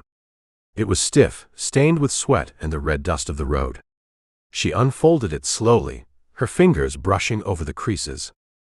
Ben drew it, she said. He used charcoal from the fire and grease to set it.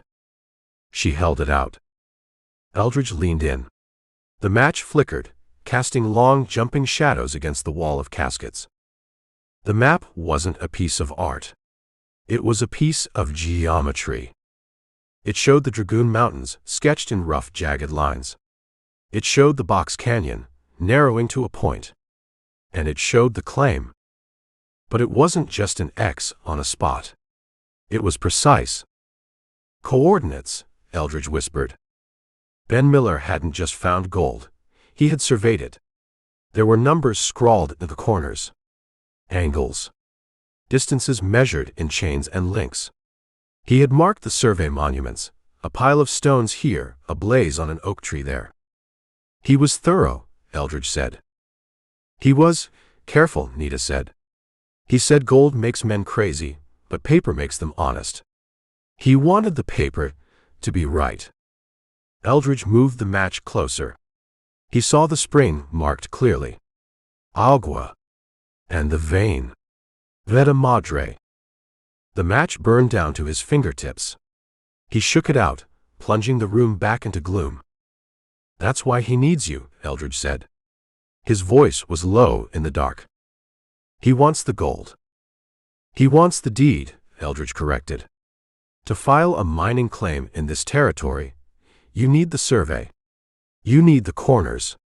If King just walks into the land office and says, I own the canyon, the clerk, even a clerk he bought, needs numbers to put in the book. If he puts in the wrong numbers, or if someone else files a counterclaim with the right numbers, he loses. He killed Ben, Nita said. Ben had the numbers in his head. Ben had them on this canvas, Eldridge said. King knows it. He saw Ben put the map away. Or Cale told him. Eldridge shifted on the crate. The wood creaked. This isn't just a map, Nita. It's the keys to the kingdom. As long as you have this. King is just a trespasser. He is a murderer. That too. But murder is a state crime. Claim jumping, that brings in federal judges. That brings in the Department of the Interior. King wants to be a baron, not an outlaw. He needs the paper trail to be clean. Nita folded the canvas. She did it by feel, pressing the creases back into place. So he hunts me, she said. To take it. He hunts you to get the map, Eldridge said. If he kills you in the street and doesn't find it on your body, he's stuck. He can't file. He can't secure the water rights. He has to dig up every rock in that canyon, trying to find Ben's markers. Good, Nita said. Let him dig. He won't dig. He'll burn the town down looking for you. Eldridge stood up. He paced the small space, 3 steps to the door, 3 steps back. He was measuring the trap they were in. He needs you alive, Eldridge said. Or he needs your body intact. He can't just blow up the building you're hiding in. He sent men with guns. He sent men to catch you, Eldridge said. Cale, in the alley. He didn't shoot. He tried to grab you. He tried to strong-arm you. If he wanted you dead, he would have used the Schofield. Nita was silent. She tucked the map back into the hidden pocket of her skirt, smoothing the calico over it. He thinks I am weak, Nita said. He thinks because Ben is dead, I will give it to him. For money. Or for my life. He thinks you're scared. I am scared, she said. Her voice didn't tremble. But I am Mescalero. We know how to wait. Waiting is good, Eldridge said. But King isn't waiting.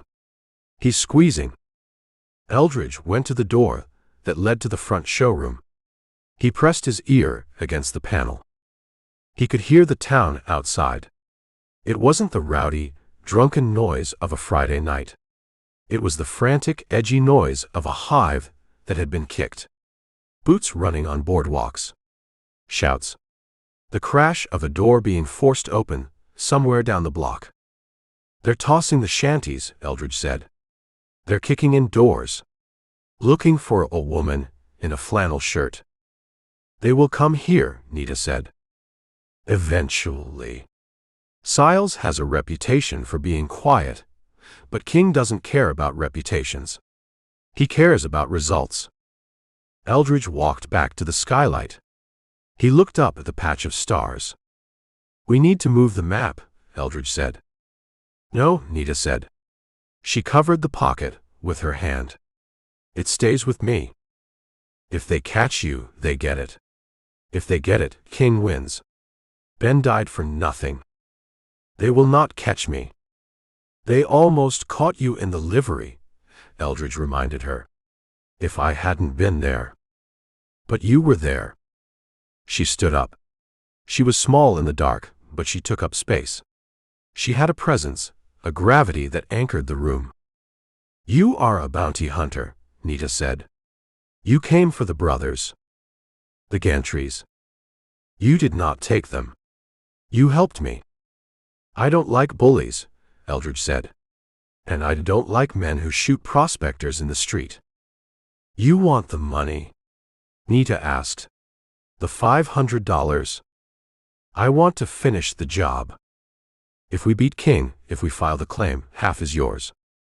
Eldridge laughed softly. "I don't want a gold mine, Nita. I just want a quiet ride to California." "Then why stay?" "Because King needs to be taken down a peg," Eldridge said. "And because you can't fight a town alone." He checked the load in his Colt. "The judge," Eldridge said. "Holloway. Siles said he's due in 2 days." 2 days is a long time in a box," Nita said. "If we get that map to Holloway, if we hand it to him in open court, King is done. The claim becomes legal record. King can't touch it without fighting the federal government. So we wait." "We wait," Eldridge said. "But we don't wait here. Not for 2 days." "Why?" "Because King is going to get impatient. He's going to realize you haven't run into the desert. He's going to realize you're holed up. And when he realizes that, he's going to start breaking things until you fall out." A sound came from the front of the shop. The jingle of the bell on the door. Eldridge froze. He held up a hand. "Voices." "Mr. Siles." A rough voice. "You open?" "We're closed," Siles's voice answered. It was high, quavering. "It's late." "Mr. King sent us," the voice said. "He wants to know if you've had any new customers." "Nobody died today," Siles stammered. "Except the prospector. You already took him." "We ain't looking for dead ones. We're looking for live ones. Mind if we look around?" It wasn't a question. Heavy boots clumped on the floorboards of the showroom. Eldridge looked at Nita. He pointed to the corner, behind a stack of rough-hewn pine boxes.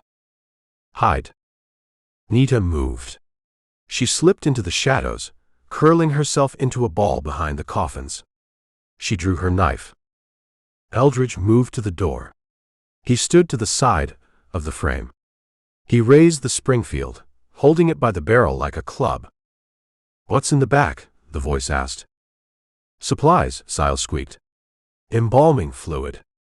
It's dangerous. Fumes." "I like fumes," the voice said. Footsteps approached the door. Heavy. Deliberate. Eldridge tensed. The doorknob turned. "It's locked," the voice said. "I keep it locked," Siles said. "The chemicals." There was a pause. A moment where violence hung in the air, waiting to drop. Then a laugh. "You're a weird little man, Siles," the voice said. "Keep your secrets. But if you see the squaw, you tell Cale. You hear." "I hear," Siles said. "Good." The boots retreated. The front door opened and closed. The bell jingled. Eldridge let out a breath. He lowered the rifle. He waited a full minute. Then he opened the door a crack. Siles was standing in the middle of the showroom, wiping his forehead with a handkerchief. He looked like he was about to faint. "They're gone," Eldridge whispered. Siles jumped. He spun around. "Jesus, Mr. Sample. You scared the life out of me." "You did good, Siles." "They're checking every shop," Siles whispered. "Every house. They're turning the town upside down." "I know." Eldridge stepped back into the storage room. He closed the door. "You can come out," he said to the darkness. Nita emerged from behind the coffins. She still had the knife in her hand. "They were close," she said. "Too close," Eldridge said. "They'll be back. They'll think about the locked door. They'll wonder why an undertaker is nervous." He looked at the skylight. "We have to move," Eldridge said. "Again." "Where?" "You said you know the claim," Eldridge said. "You know the land." "Yes." "Do you know the town? The tunnels?" Nita frowned. "Tunnels. This is a mining town," Eldridge said. "The drifts run under the streets. The old workings. Before they built the stamp mills." "I know of them," Nita said. Ben looked at the maps. He said the ground is hollow. "Hollow is good," Eldridge said. "Hollow is a road nobody sees." He walked to the corner where a heavy iron grate covered a drainage sump in the floor. He knelt. He pulled. The grate lifted. It was heavy, rusted, but it moved. Below, darkness. A shaft leading down into the earth. It smelled of wet stone and old air. "Into the ground?"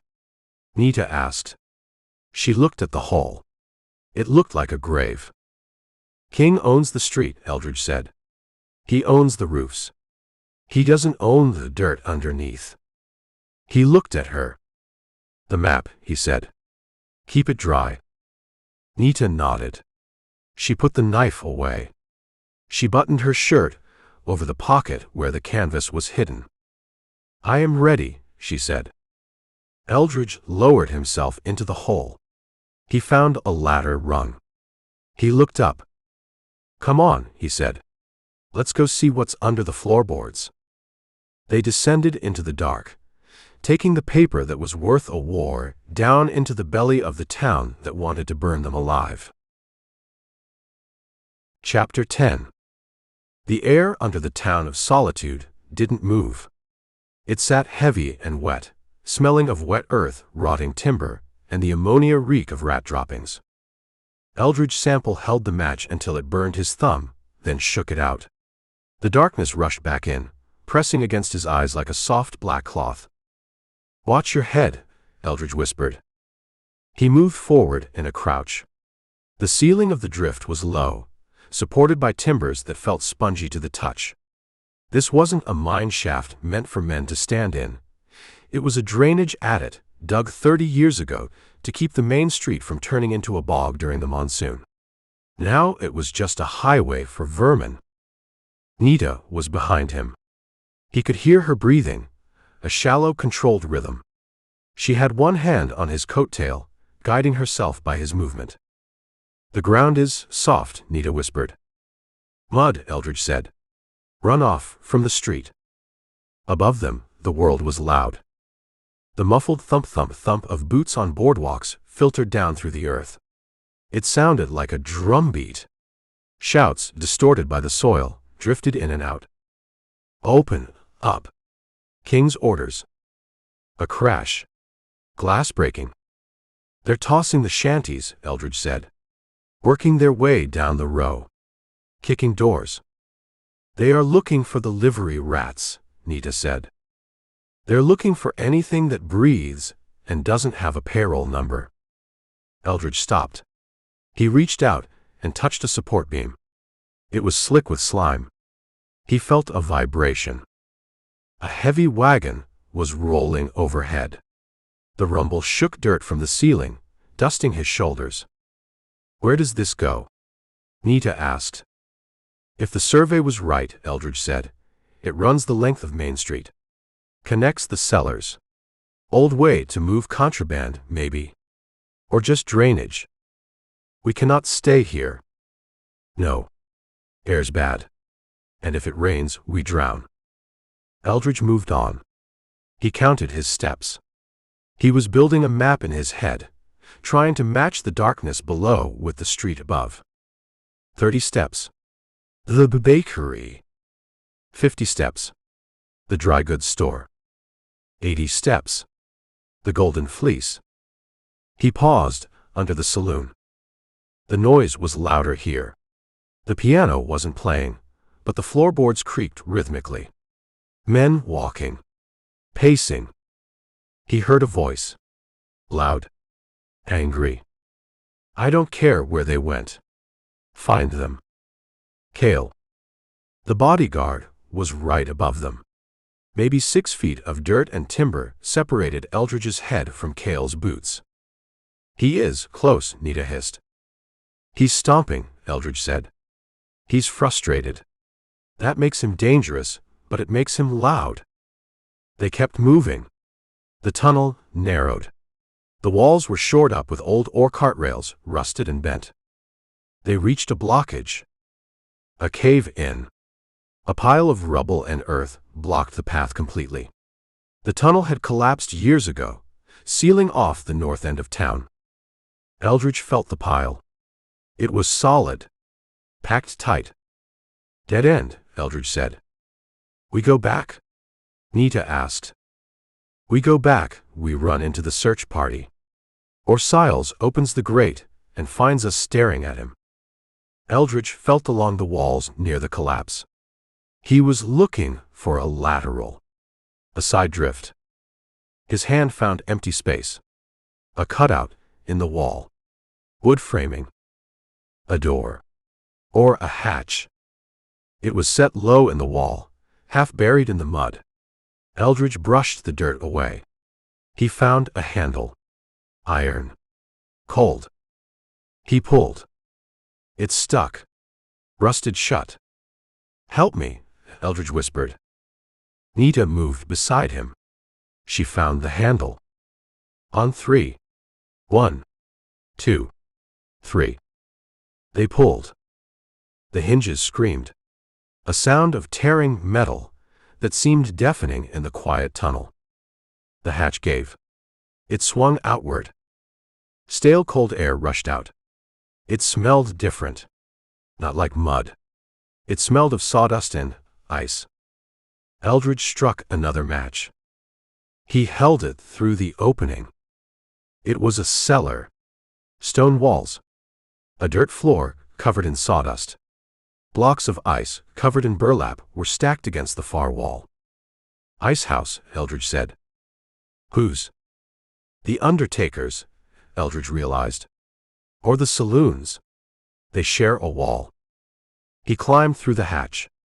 Nita followed. They were in a room about 10 feet square. It was cold. Blessedly cold. The ice blocks radiated a chill that numbed the sweat on Eldridge's face. He looked up. There was a trapdoor in the ceiling. A ladder led up to it. "We're under the back room," Eldridge said. "Not the storage room we were in. The prep room." "Is it safe?" "Safer than the mud." Eldridge blew out the match. He climbed the ladder. He pushed gently on the trapdoor. It lifted. It wasn't locked. He pushed it open an inch. Light spilled in. Yellow lamplight. He peered out. He was looking at the underside of a table. A heavy wooden table. Beyond it, he saw a tiled floor. A cabinet filled with glass bottles. And legs. A pair of black trousers. Polished shoes. Someone was standing in the room. Eldridge froze. He watched the shoes. They paced back and forth. Click-clack. Click-clack. What am I going to do? A voice muttered. Hi. Nervous. Siles. The undertaker. Eldridge lowered the trapdoor. He climbed down. It's Siles, Eldridge whispered to Nita. He's pacing. Talking to himself. Is he alone? Sounds like it. We go up, Nita said. We make the deal. Not yet, Eldridge said. We make sure he's alone.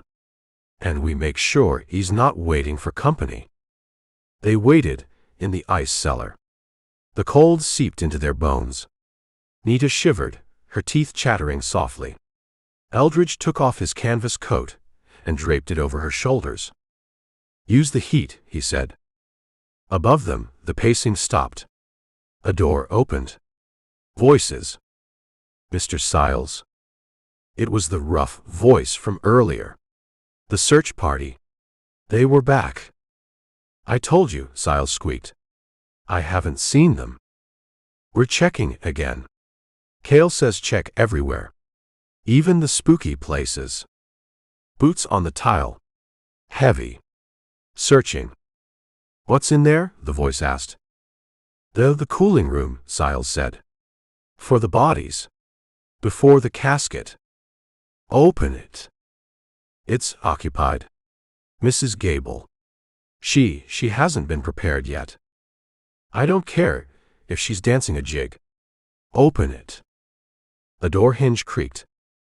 See. Siles said. Just. Mrs. Gable. Smells like chemicals, the voice grunted. All right. Keep your doors locked, Digger.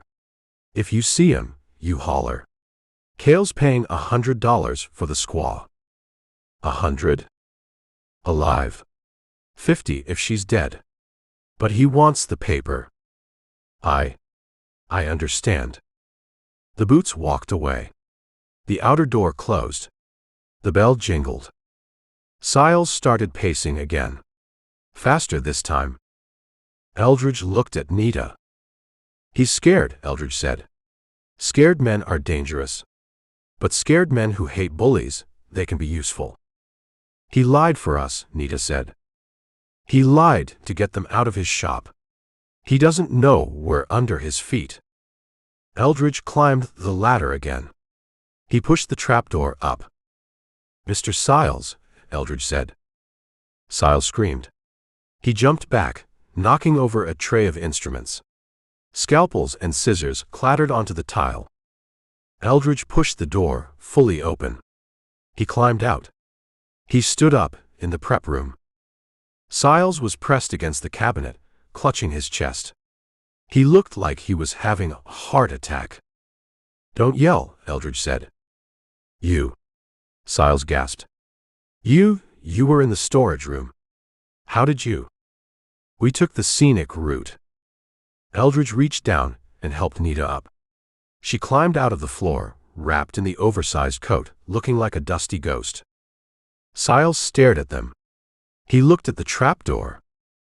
The ice cellar, Siles said. I forgot that hatch. It hasn't been opened in years. It needs oil, Eldridge said. He walked to the window. He checked the street through the curtain. The search party was moving down the block, harassing the bakery. They're gone, Eldridge said. He turned to Siles. We need a place to stay, Mr. Siles. A place that isn't a hole in the ground. Siles looked at the door. He looked at Eldridge's gun. He looked at Nita. They offered money, Siles whispered. $100. I heard. For her. Siles pointed a shaking finger at Nita. She has a name, Eldridge said. Nita, the woman said. She stepped forward. She dropped the coat. She stood in her flannel shirt and dirt-stained skirt. She looked the undertaker in the eye. My name is Nita. And my husband is dead. Siles swallowed. I know. I have the order to collect him. Tomorrow. King said. King said put him in the pauper's field. Nita's hands clenched into fists. He had money, Nita said. He had gold. He could pay for a pine box. King took it, Siles said. Everyone knows that. The undertaker looked at Eldridge. He saw the way the drifter stood, calm, balanced, ready to burn the world down to light a cigar. I hate him, Siles whispered. It was a confession. Prosper King. He treats this town like his own private anthill. He steps on us. He laughs. Then help us step back, Eldridge said. If I hide you, he'll kill me. He'll burn the parlor. He's going to burn it anyway, Eldridge said. Eventually. Men like King consume everything. When the gold runs out, he'll start eating the wood. Eldridge stepped closer. 2 days, Eldridge said. The judge comes in 2 days. We just need a corner. A place to sleep. A place to wait. And then we walk out, Eldridge said. We go to the court. We show the map. And we end it. Siles looked at the trapdoor. He looked at his instruments on the floor. $100, Siles said to himself. Blood money. He looked up. His face was pale, sweaty, but his eyes had stopped darting around. The back room, Siles said. The storage room where you were. It has a lock on the inside. I can put a sign on the door. Chemical hazard. Cale hates the smell of formaldehyde. That'll work, Eldridge said. But I want something, Siles said. A price. I don't have money, Eldridge said. Not money. Siles straightened his spine. He looked at Nita. I want you to promise. Promise what? That when this is over, Siles said, King doesn't walk away. That he doesn't just buy his way out. I want him gone. Eldridge touched the handle of his Colt. I promise, Eldridge said. He won't walk away. Siles nodded. He wiped his face with his handkerchief. All right, Siles said. Get in the back. I'll bring blankets. And I have some brandy. For the cold. Eldridge looked at Nita. She nodded.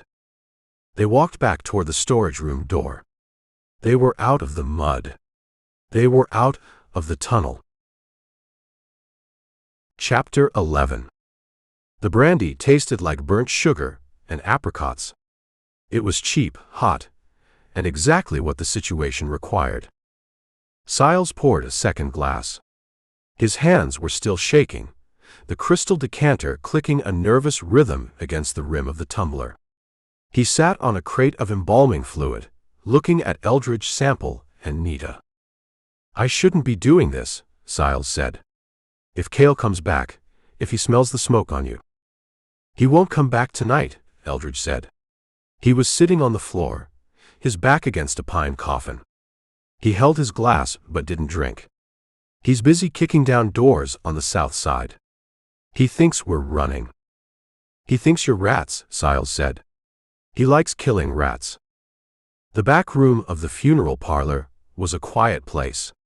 The noise of the town was muffled by the thick walls and the stacks of inventory. It smelled of cedar shavings, chemicals, and the faint, sweet odor of death that no amount of scrubbing could remove. Nita sat on a pile of blankets Siles had brought from his own bed. She was wrapped in Eldridge's canvas coat, shivering slightly as the adrenaline faded. She watched the undertaker with dark, suspicious eyes. Why do you hate him? Nita asked. Siles looked up. He was a small man, balding, with skin the color of rising dough.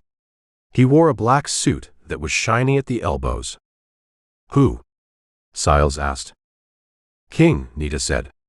You are afraid of him. But you hate him more. Why? Siles took a long drink of brandy. He wiped his mouth with a handkerchief that smelled of lavender. He owns the ground, Siles said. Not just the mining claims. The cemetery. So? Eldridge asked. So he charges rent on the graves, Siles said. His voice was bitter. A monthly fee to stay buried. If the family can't pay, or if there is no family. He digs them up, Eldridge guessed. Siles nodded.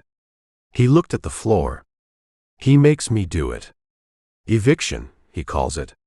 Says it's just business. Land is valuable. Dead men don't pay taxes. Siles stood up. He walked to a coffin in the corner. It was plain pine, the lid nailed shut. Mr. Henderson, Siles said, patting the wood. Died last week. Cave in, at the Copper Queen. King owns the mine. He refused to pay for the burial because Henderson caused the accident by being in the way of the rock. Siles turned back to them. His eyes were wet. I buried him anyway, Siles said. In the pauper's field. King found out. He fined me $50. Said I was stealing company property by using the dirt. He's a monster, Nita whispered. He's a landlord, Siles said. And I'm just the janitor. He walked back to the crate and sat down. He poured more brandy. That's why I want him dead, Siles said. He looked at Eldridge. You promised. I did. I want to be the one to measure him, Siles said. I want to put him in a box. A cheap one. Pine. With knots in it. You'll get your chance, Eldridge said. But first we have to survive the night. You're safe here, Siles said. For now. Cale doesn't like this room. He says it smells like his future. He's right about that, Eldridge said. Eldridge stood up. He walked to the skylight. It was black, covered by the night. What about the judge? Eldridge asked. Holloway. You said he's coming. Thursday, Siles said. Stage gets in at noon. If the Apaches don't stop it. Is he honest? Siles hesitated. He swirled his drink. He's strict. He hangs men. He follows the book. But King throws good parties. He meets the stage. He buys the dinner. So he's bought, Nita said. Maybe, Siles said. But Holloway is old. And he's vain. He likes to think of himself as the hand of God. If you put the evidence in front of him, in public, he might not be able to look away. We have the evidence, Nita said. She touched her shirt. The map is good, Eldridge said. But we need more. We need to show that King isn't just a businessman. We need to show he's a killer. The town knows, Siles said. Everyone knows. Knowing isn't testifying, Eldridge said. We need someone to stand up.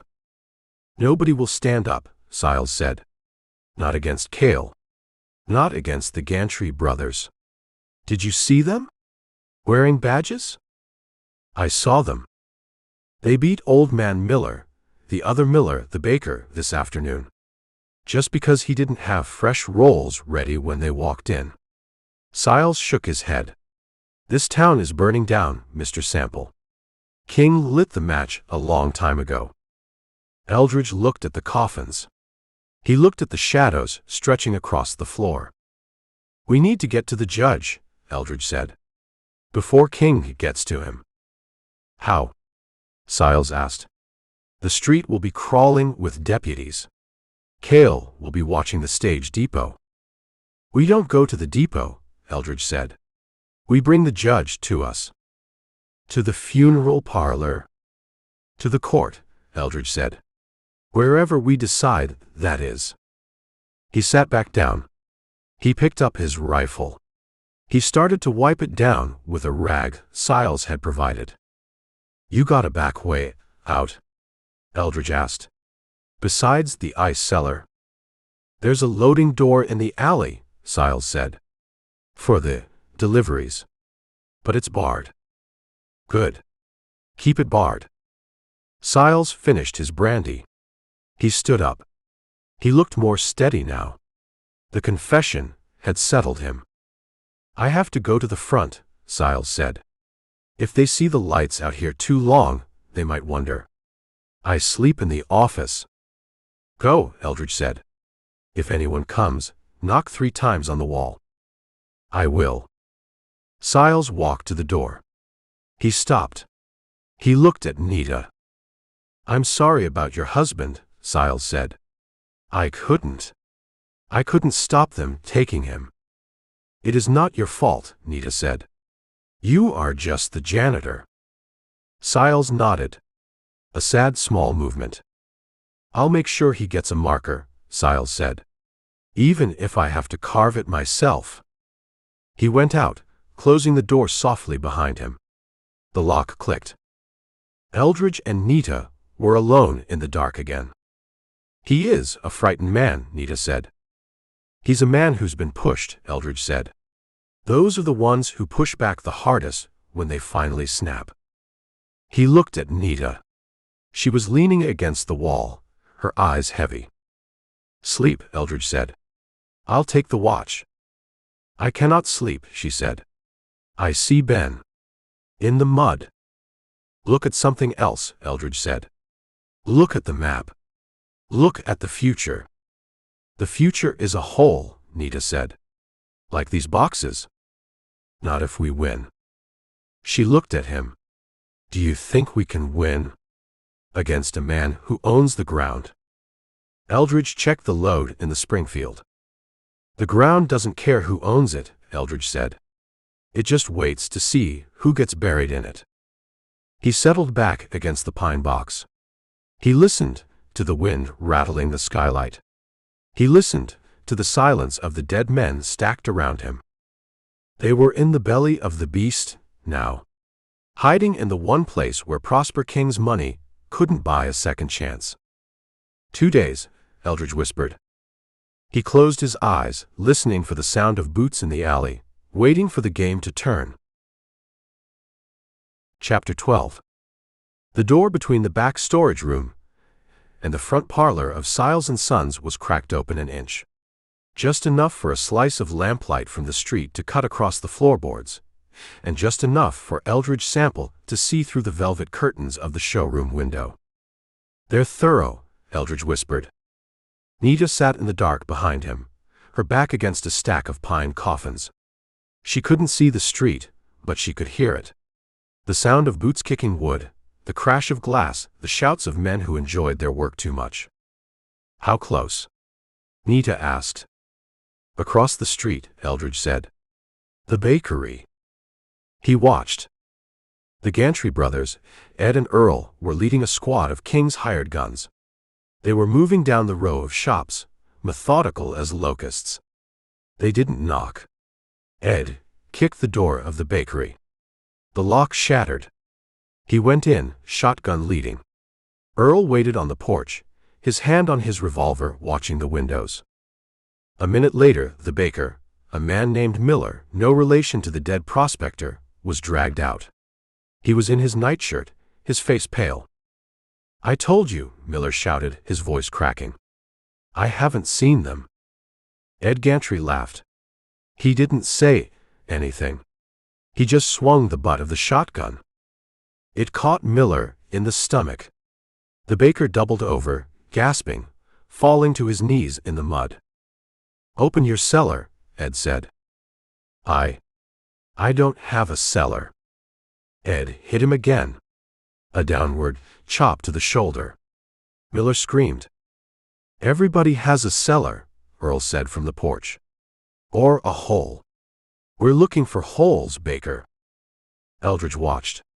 His grip on the Springfield tightened until his knuckles turned white. They're hurting him, Eldridge said. To make him talk, Nita said. To make him scream, Eldridge corrected. They know we're listening. They know if we're close, we can hear it. They want to draw us out. Will you go? Eldridge looked at the baker, curling up in the dirt. He looked at the Gantrys. He measured the shot. Through the glass, across the street. He could drop Ed. He could probably drop Earl before the others reacted. But then the town would burn. King would send every man he had. They would storm the undertakers, and Nita would be dead, and the map would be gone. No, Eldridge said. Not yet. He watched Ed Gantry kick the baker one last time, then turn away. The search party moved on to the next building, the land office. King's own building, but they checked it anyway. They were making a point. No exceptions. They're squeezing the town, Eldridge said. Turning over every rock. He pulled back from the door. He sat down on a crate of embalming fluid. The glass bottles clinked softly. They'll be here, Nita said. Soon. Siles turned them away once, Eldridge said. He told them he had a body in the prep room. They will come back. Men like that, they always come back to the place they didn't check. Eldridge looked around the storage room. It was a dead end. If the Gantrys kicked in the front door and decided to push past Siles, there was nowhere to go but the skylight. And the roof was exposed. We need a distraction, Eldridge said. You said we wait. Waiting works when the other guy is patient. King isn't patient. He's breaking windows. He stood up. He walked to the back wall. There was a small, high window there, barred with iron, looking out into the alley. He dragged a crate over. He stood on it. He looked out. The alley was dark. Shadows piled up against the backs of the buildings. He saw a figure moving. Not a searcher. A watcher. It was Cale. King's bodyguard was standing in the mouth of the alley, smoking a cigar. He wasn't kicking doors. He was waiting for the rats to flush. He knew the layout. He knew if anyone ran from the street, they'd end up in the alley. Cale's out back, Eldridge said. Blocking the exit. He stepped down. We're boxed, Eldridge said. We fight, Nita said. She touched the knife in her boot. If we fight, we lose. There's 20 of them. 2 of us. Eldridge paced the small room. We need to make them look somewhere else. How? We give them a ghost. Eldridge took off his coat. He laid it on a coffin. The Gantrys, Eldridge said. They're bullies. Bullies are loud, but they're jumpy. If I can get to one of them, alone. You said you wouldn't go out. I'm not going out to fight, Eldridge said. I'm going out to send a message. He checked the load in his Colt. 5 beans. Stay here, Eldridge said. Keep the door locked. If Siles knocks 3 times, let him in. If anyone else knocks, shoot through the wood. Where are you going? The outhouse, Eldridge said. What? The Gantrys are drinking, Eldridge said. I saw them passing a bottle. Beer and whiskey. Eventually, a man has to go. He pointed to the alley window. There's an outhouse behind the saloon. It's the only one on this side of the street. You are going to hide in the privy. Nita looked at him like he was insane. I'm going to wait, Eldridge said. For a deputy with a full bladder. He climbed back onto the crate. He tested the bars. They were set in the mortar, but the mortar was old. He used the barrel of the Springfield as a pry bar. He leaned into it. The iron groaned. Dust sifted down. 1 bar came loose at the bottom. He bent it up. Tight fit, Eldridge said. He squeezed through. He dropped into the alley dust, silent as a cat. He crouched in the shadows. He looked down the alley toward Cale. Cale was still there, the cherry of his cigar glowing. But he was looking toward the street, watching the search party. Eldridge moved the other way. North. Toward the saloon. He kept to the wall, sliding through the dark. He smelled the garbage, the rotting vegetables, the stale beer. He reached the back of the Golden Fleece. The outhouse stood apart from the main building, a leaning wooden shack that smelled exactly like what it was. Eldridge waited behind a stack of empty kegs. 5 minutes passed. The noise from the street got louder. A crash. A woman screaming. They were hitting the boarding house now. The back door of the saloon opened. Earl Gantry stepped out. He was swaying slightly. He held a bottle in one hand and his gun belt in the other, hitching it up. He mumbled something to himself, stumbled down the steps and headed for the outhouse. "Right on time," Eldridge whispered. Earl kicked the outhouse door open. He went inside. He didn't close the door all the way. Eldridge moved. He covered the 20 feet in 3 seconds. He stepped up to the door. Earl was fumbling with his trousers, his back to the opening. He was humming a tune. Eldridge didn't say a word. He stepped inside. He grabbed Earl by the hair. He slammed his face into the rough wood of the wall. Thud. Earl groaned, his knees buckling. The bottle dropped from his hand, shattering on the floor. Eldridge spun him around. He shoved the barrel of the Colt under Earl's chin. "Quiet," Eldridge hissed. Earl's eyes were wide, crossed, trying to look down at the gun. His nose was bleeding. "You," Earl gasped. "The drifter." "The bounty hunter," Eldridge corrected. "You're worth $500, Earl. But right now, you're worth a message." "Don't shoot," Earl whispered. "Please. I'm just doing a job." "You're beating shopkeepers." Eldridge holstered the gun. He grabbed Earl's right hand. He bent the index finger back until it touched the wrist. Earl opened his mouth to scream. Eldridge slammed his other hand over Earl's mouth. "I said quiet." He reached into his pocket. He pulled out a piece of paper.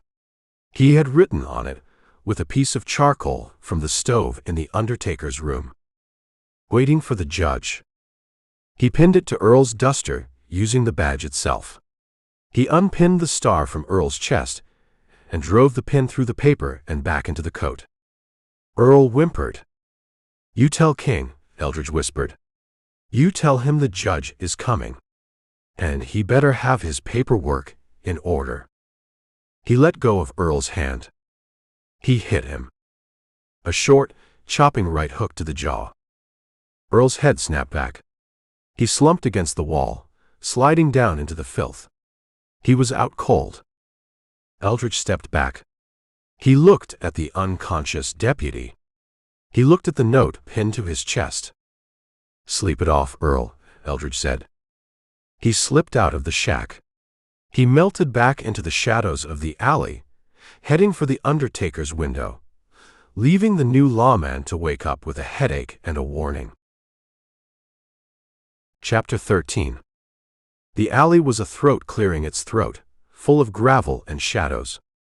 Eldridge Sample moved through it, his boots silent on the packed earth, the memory of Earl Gantry's jaw snapping shut still fresh in his hand. He reached the back of the undertaker's parlor. The high barred window was a black square against the gray siding. He grabbed the sill. He pulled himself up. It was a harder climb this time. The adrenaline was fading, leaving a dull ache in his shoulders. He squeezed through the gap where he had bent the iron bar, scraping his coat buttons on the masonry. He dropped onto the crate inside. Nita was waiting. She stood in the center of the storage room, the skinning knife in her hand. She looked at him. She looked at the lack of blood on his coat. "You are back," she said. "I told you I wasn't going far." Eldridge stepped down from the crate. He brushed the alley dust from his knees. He walked to the door that led to the front, checking the lock. It was still engaged. "Did they come?" Eldridge asked. "No," Nita said. "They are shouting. Down the street." "They found him." "The deputy?" "Earl," Eldridge said. "He was taking a break. Now he's taking a nap." He sat on a pine coffin.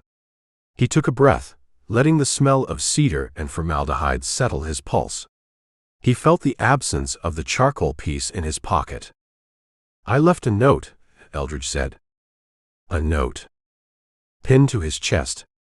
With his own badge. What did it say? "Waiting for the judge," Eldridge said. Nita frowned. She lowered the knife. "Why? Why tell them?" "Because King thinks this is a street fight," Eldridge said. "He thinks it's about guns and muscle.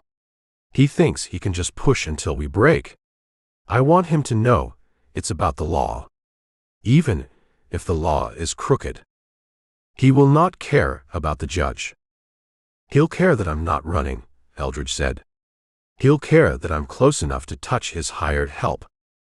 Outside, the noise level spiked. A shout. A whistle blowing. The sound of running feet on the boardwalk.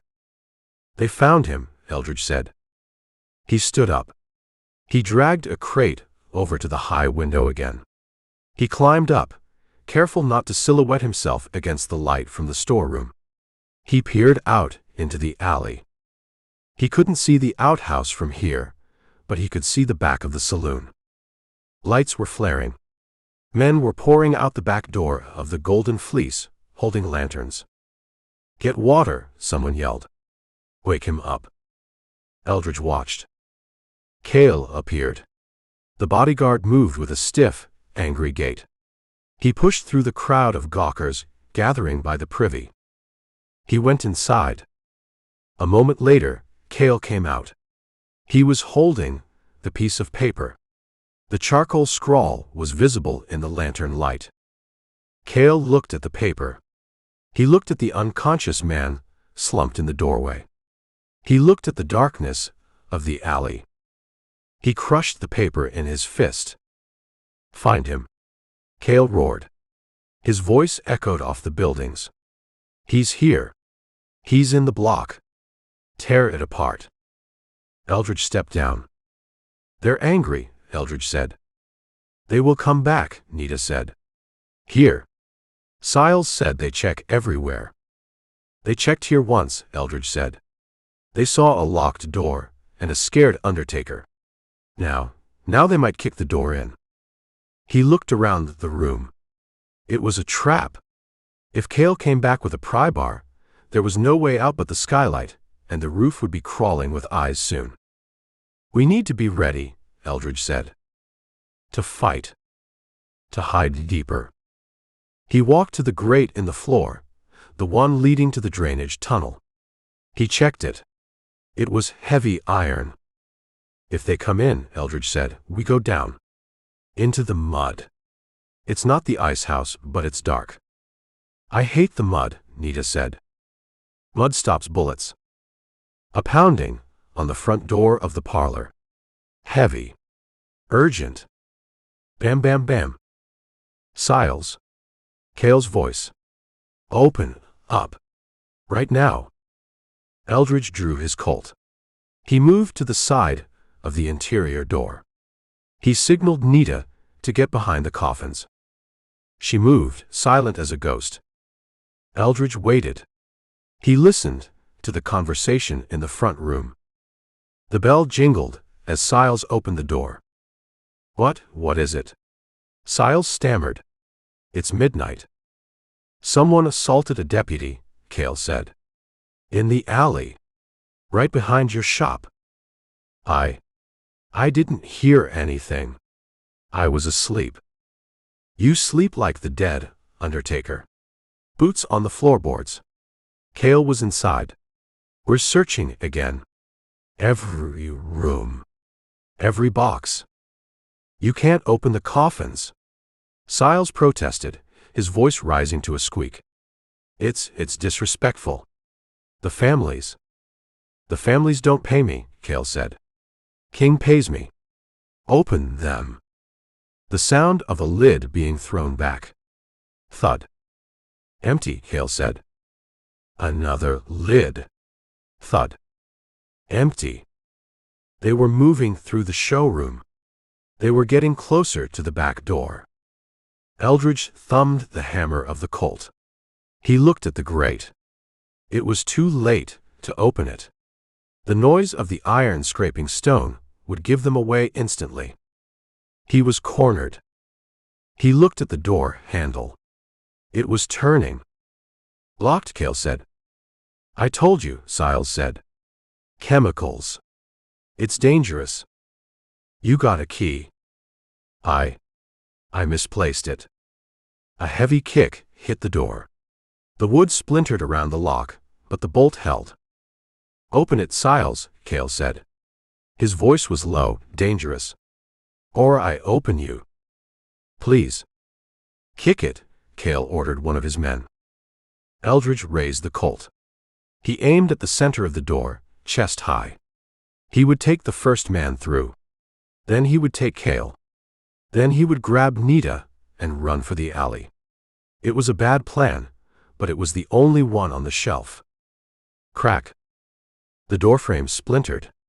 The door swung inward, banging against the wall. Light flooded the room from the lantern Cale was holding. Eldridge tensed. What's this? Cale asked. He wasn't looking at Eldridge. He was looking at the floor. Eldridge looked down. He was standing behind a stack of crates, hidden from the immediate view. But in the center of the room, right in the beam of the light, was a coffin. It was a plain pine box. The lid was closed. But on top of the lid, neatly arranged, were tools. An embalming pump. A jar of fluid. A set of trocars. And a body. Not inside. On top. It was an old man, dressed in a suit. His hands folded on his chest.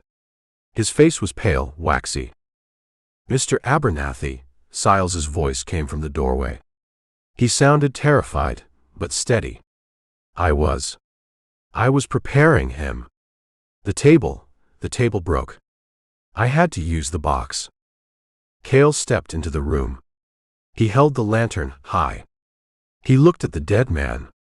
He wrinkled his nose at the smell of the fluids. He scanned the shadows. He looked at the stack of crates where Eldridge was hiding. He looked at the coffins where Nita was crouched. Smells like a slaughterhouse in here, Cale said. It's the trade, Siles said. Do you want to check the other boxes? I have Mrs. Gable in the corner. She's weeping. Weeping. Leaking, Siles corrected. Fluids. Cale stepped back. He looked disgusted. Keep your dead to yourself, Cale said. He turned. He walked out. Let's go, Cale said to his men. They ain't here. No man hides in a room that smells like this. The footsteps retreated. The front door closed. Siles appeared in the doorway. He was sweating. He looked at the body on the coffin. Thank you, Mr. Abernathy, Siles whispered. Eldridge stepped out from behind the crates. He lowered the gun. That was close, Eldridge said. Too close, Siles said.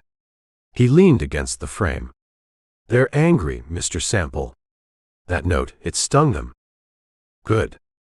They're setting up a perimeter, Siles said. Blockades at both ends of town. Nobody in or out until the judge arrives. They want to bottle you up. Let them, Eldridge said. He looked at the note he had pinned to Earl. He imagined Cale reading it, waiting for the judge. It wasn't just a taunt. It was a promise. He holstered the Colt. We wait, Eldridge said. We let them sweat. We let them wonder where the man who beat a deputy is hiding. He sat back down on the crate. The message had been delivered. Now he just had to survive the reply. Chapter 14. The back room of Siles & Sons smelled of cedar sawdust and the sharp chemical tang of preserving fluid that stuck to the back of the throat like cheap gin. Eldridge Sample sat on a crate of brass coffin handles, his legs stretched out. He wasn't sleeping.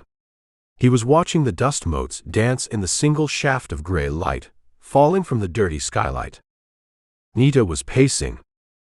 She moved silently, her moccasins making no sound on the floorboards. 3 steps to the wall, turn, 3 steps to the coffin stack. She was a cat in a cage, winding herself tighter with every turn. "Sit down," Eldridge said. "You're wearing out the floor." "I cannot sit," Nita said. She stopped, her hand resting on the lid of a pine box. "It is quiet. Too quiet." "Quiet is what we want." "Quiet means they're looking somewhere else." "Quiet means they are planning," Nita corrected. "Cale is not a man who stops. He is a dog with a bone." "He's a dog with a problem," Eldridge said.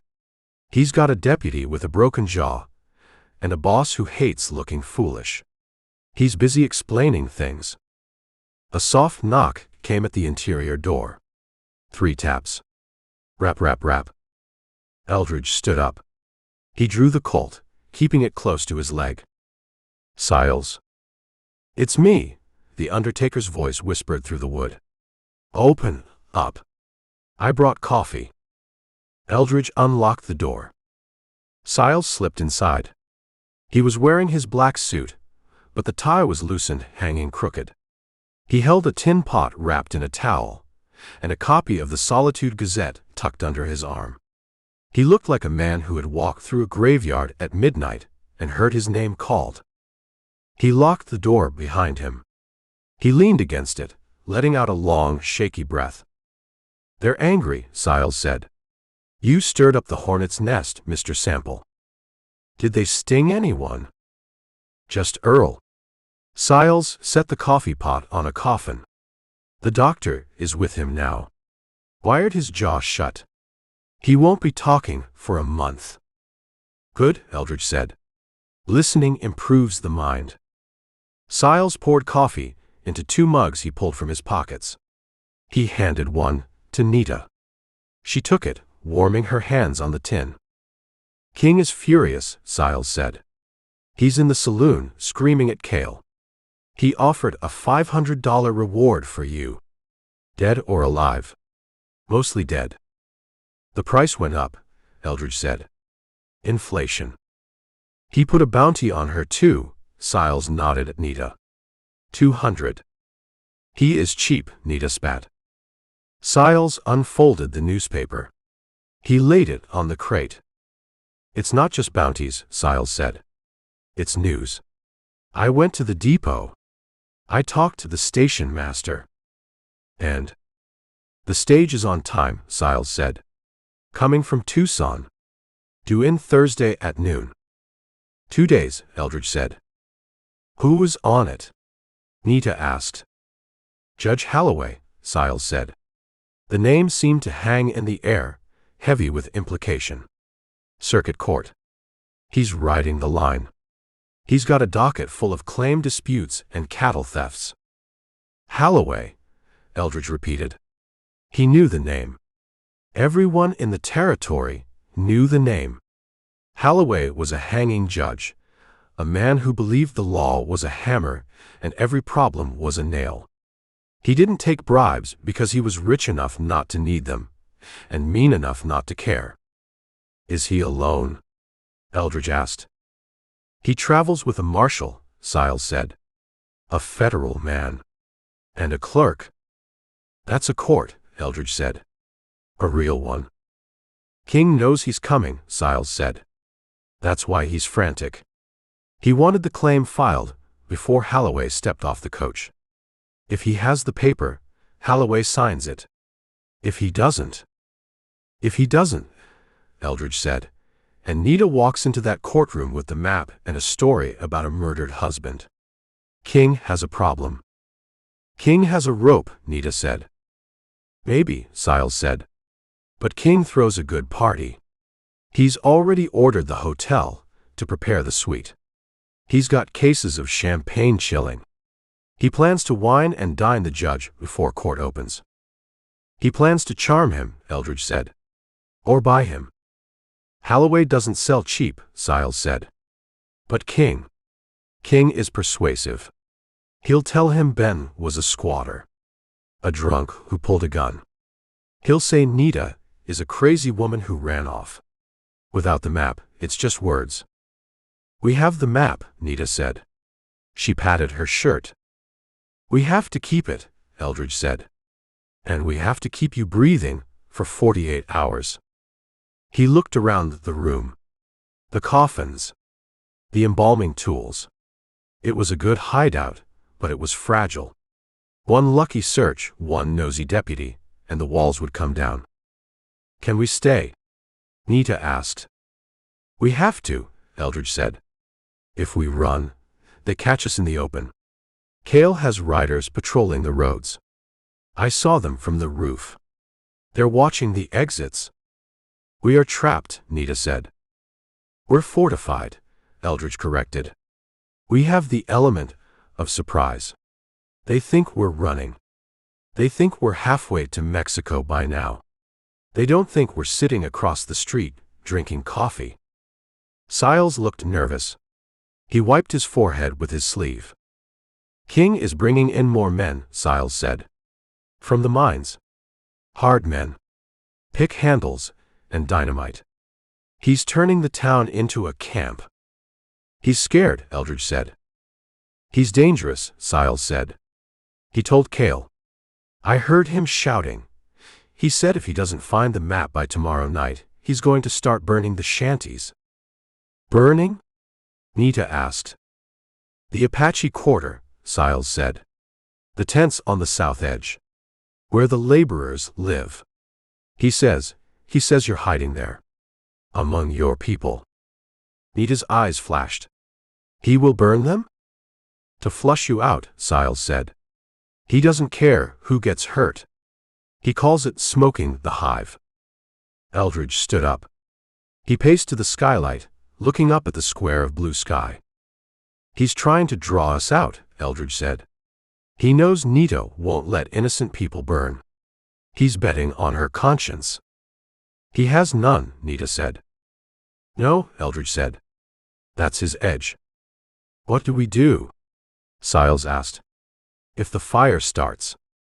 We wait, Eldridge said. Wait. Nita stared at him. While he burns the tents. While people die. If we go out there, Eldridge said, turning to face her, we die. And King wins. He gets the map. He gets the water. And Ben died for nothing. But the people. The people can run, Eldridge said. Tents can be rebuilt. But if you die, the claim dies. The justice dies. It was a cold calculation. Brutal. Eldridge saw the hate in Nita's eyes, directed at him now. She wanted to be a hero. She wanted to save everyone. But heroes usually ended up in the pine boxes, stacked against the wall. We wait for the judge, Eldridge said. That's the play. Thursday noon. We walk out of here. We walk straight to the stagecoach. In daylight. In front of the whole town. Cale will shoot us, Nita said. Not in front of a federal judge, Eldridge said. Not in front of a marshal. King wants to look legal. Shooting a witness on the courthouse steps, that's bad form. It is a long time, Siles said. 2 days. Do you have food? Eldridge asked. I have crackers, Siles said. Some cheese. Water. Bring it, Eldridge said. And bring ammunition if you have it. .44 to 40. I don't own a gun, Siles said. I deal with the aftermath of guns. Then bring the crackers. Siles nodded. He took the coffee pot. He unlocked the door. I'll be back tonight, Siles said. Stay quiet. If you hear boots, get in the ice cellar. He slipped out. Eldridge locked the door. He checked the bolt. Nita was standing by the coffin stack. She wasn't pacing anymore. She was vibrating. You are hard, she said. I'm alive, Eldridge said. You would let them burn. I would let them burn to save the valley, Eldridge said. King takes the water, everyone dies. The ranchers. The farmers. The town. It dries up and blows away. He walked over to her. He didn't touch her. He just stood close enough so she could see he wasn't lying. This isn't about one fire, Nita. It's about the whole map. We play the long game. She looked at him. She touched the pocket where the canvas map was hidden. Ben would go, she said. He would run to the fire. Ben is dead, Eldridge said. Because he ran to the fire without a bucket. She looked away. She knew he was right. That was the worst part. Thursday, she whispered. Thursday, Eldridge said. We sit. We sleep. We keep our powder dry. He sat back down on the crate. He pulled the Colt from his belt. He wiped a smudge of oil from the cylinder. Outside, the town of Solitude rumbled on. The stamps crushed rock. The wagons rolled. And somewhere in the saloon, Prosper King was looking at a calendar, counting the hours and sharpening his knife. The waiting was the hardest part. The waiting was where the mind started to eat itself. Eldridge closed his eyes. He thought about the judge. He hoped Holloway was in a hanging mood. Because if he wasn't, they were just sitting in a very expensive tomb. Chapter 15. The smoke didn't drift. It punched through the cracks in the walls like a physical intruder. It smelled of tar paper, dry pine, and the heavy greasy scent of burning canvas. Eldridge Sample stood on the crate beneath the high window in the back room of Siles & Sons. He pressed his face against the iron bars, trying to see the angle. The sky to the south was glowing. It wasn't the sunrise. It was a jagged orange pulsation that lit up the smoke rolling over the rooftops of Solitude. He lit the match, Eldridge said. Nita was standing by the door, her hand on the latch. She wasn't looking at Eldridge. She was listening to the sounds coming from the street. Screams. Not of anger, but of panic. The sound of wood snapping. The roar of a fire finding its stride. The shanties, Nita said. Her voice was flat, tight. He is burning the shanties. He's burning the edge, Eldridge corrected. He's creating a perimeter. He wants to see if we run out of the smoke. The door to the front parlor rattled. Siles fumbled with the lock. He burst in, his face smeared with soot, his eyes wide and watering. He was coughing, hacking into a handkerchief that was already black. It's hell out there, Siles gasped. He leaned against a coffin, trying to catch his breath. They're torching the south row. The tents. The packing crate, houses. Everything. Who? Eldridge asked. He stepped down from the crate. Cale, Siles said. And the gantries. And a dozen men from the mine. They're riding through the quarter with torches. They're shouting Apaches. Apaches. Nita stepped forward. There are no Apaches here. Only the ones who work in the laundry. That's the lie, Eldridge said. King needs a reason. He can't just burn down a town because he lost a map. But if he says it's a raid, if he says he's clearing the hostels to protect the citizens, then he's a hero. And he destroys the cover at the same time. People live there, Nita said. Families. Children. They're running, Siles said. They're streaming into the main street. Carrying bedding. Carrying babies. It's a stampede, Mr. Sample. And King's men, they're herding them. Herding them where? North, Siles said. Away from the fire. Toward the square. Toward the hotel. He's concentrating the town, Eldridge said. He wants everyone in one place. Where he can watch them. Where he can count heads. Eldridge walked to the table where his revolver lay. He checked the cylinder. 5 rounds. He checked the Springfield. Full magazine. We have to go, Nita said. No, Eldridge said. They are burning my people, Nita shouted. The restraint she had held onto for 2 days snapped. They are burning the poor. I cannot sit in a box while they die. If you go out there, Eldridge said, his voice hard, you give King exactly what he paid for. He spent a few gallons of kerosene to buy you. You walk out that door, you sign the receipt. I do not care about the receipt. I care about the fire. She moved for the door. Eldridge grabbed her arm. He spun her around. He didn't let go. Listen to me, Eldridge hissed. King isn't killing them. He's scaring them. He wants panic. He wants noise. He wants you to do exactly what you're doing right now. He wants you to be a hero. And you want me to be a coward? I want you to be a witness, Eldridge said. You die tonight, King wins. He files the claim. He takes the water. And he builds a mansion on the ashes of those shanties.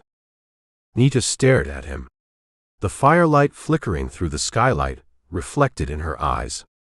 She was vibrating with the need to act, the need to fight. They are screaming, she whispered. I hear them. How can you stand it? I've heard worse, Eldridge said. And I know that stopping it requires a bullet in the right man, not a bucket of water. He let go of her arm. Wait, Eldridge said. The noise outside grew louder. The crackle of the flames was audible now, a distinct sound like paper tearing. The heat was seeping through the walls, turning the funeral parlor into an oven. Siles wiped his face. The wind, it's shifting. It's blowing north. Eldridge looked at the skylight. Toward us. If the sparks jump. Siles looked at his inventory. Dry wood. Chemicals. This place goes up like a Roman candle. That's the squeeze, Eldridge said. King knows we're not in the shanties. He knows we're close to the center. He's pushing the fire toward the main street. He's flushing the block. A gunshot rang out. Close. Then another. They're shooting, Siles said. At who? At shadows, Eldridge said. Or at anyone who tries to put the fire out. He climbed back up on the crate. He looked out the high window. The alley was filled with smoke. It drifted in thick gray clouds, obscuring the ground. Through the haze, he saw figures running. Not King's men. Refugees. People carrying bundles, coughing, stumbling over the trash. Then he saw the riders. 3 men on horseback emerged from the smoke. They wore handkerchiefs over their faces. They carried torches. One of them was Ed Gantry. He was riding a nervous mare, swinging the torch like a saber. Get back. Ed yelled at the refugees. Get to the square. Apaches are in the alley. He threw the torch. It landed on a pile of refuse behind the bakery. The trash caught fire. The flames licked up the wall of the building. He's burning the block, Eldridge said.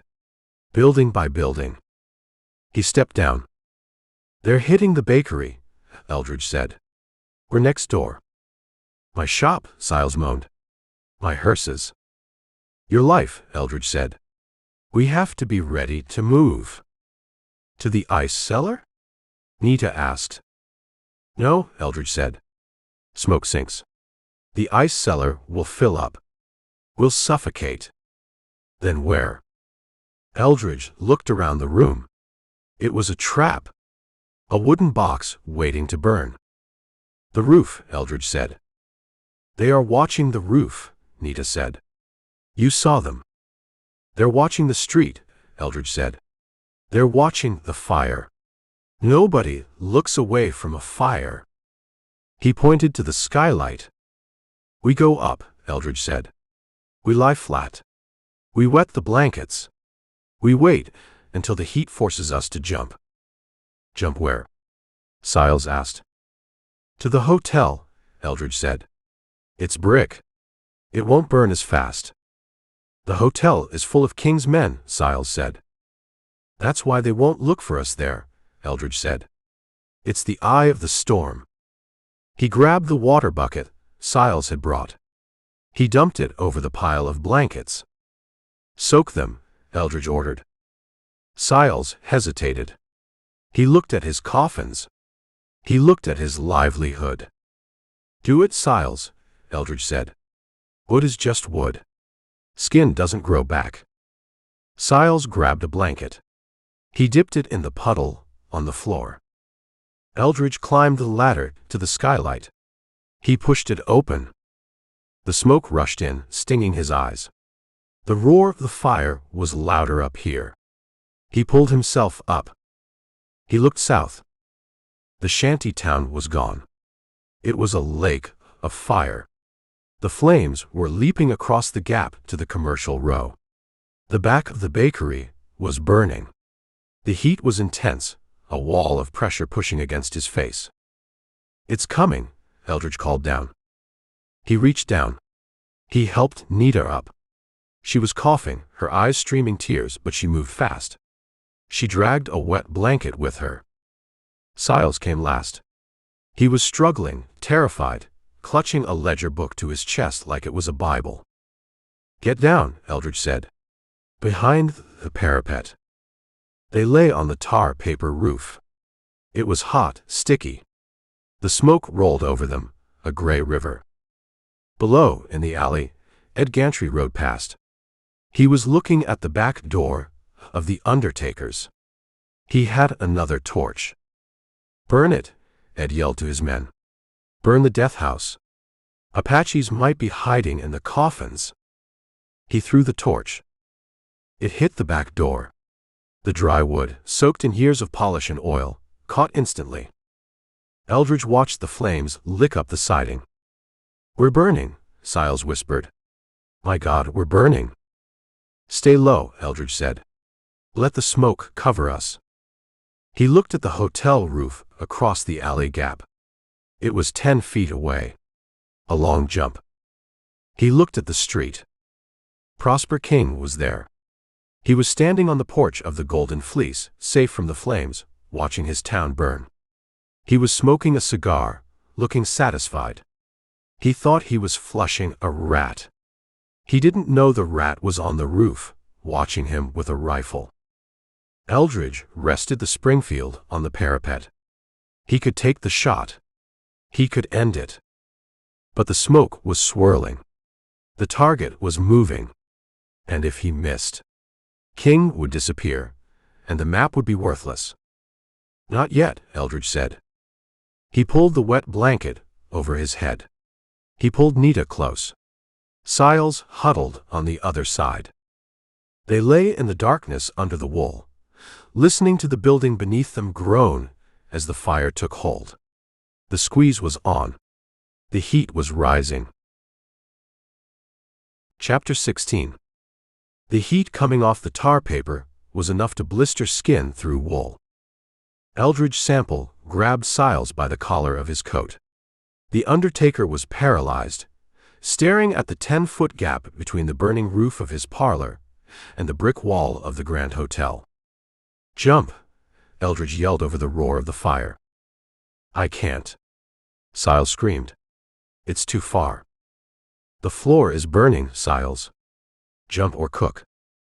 Eldridge didn't wait for a decision. He shoved.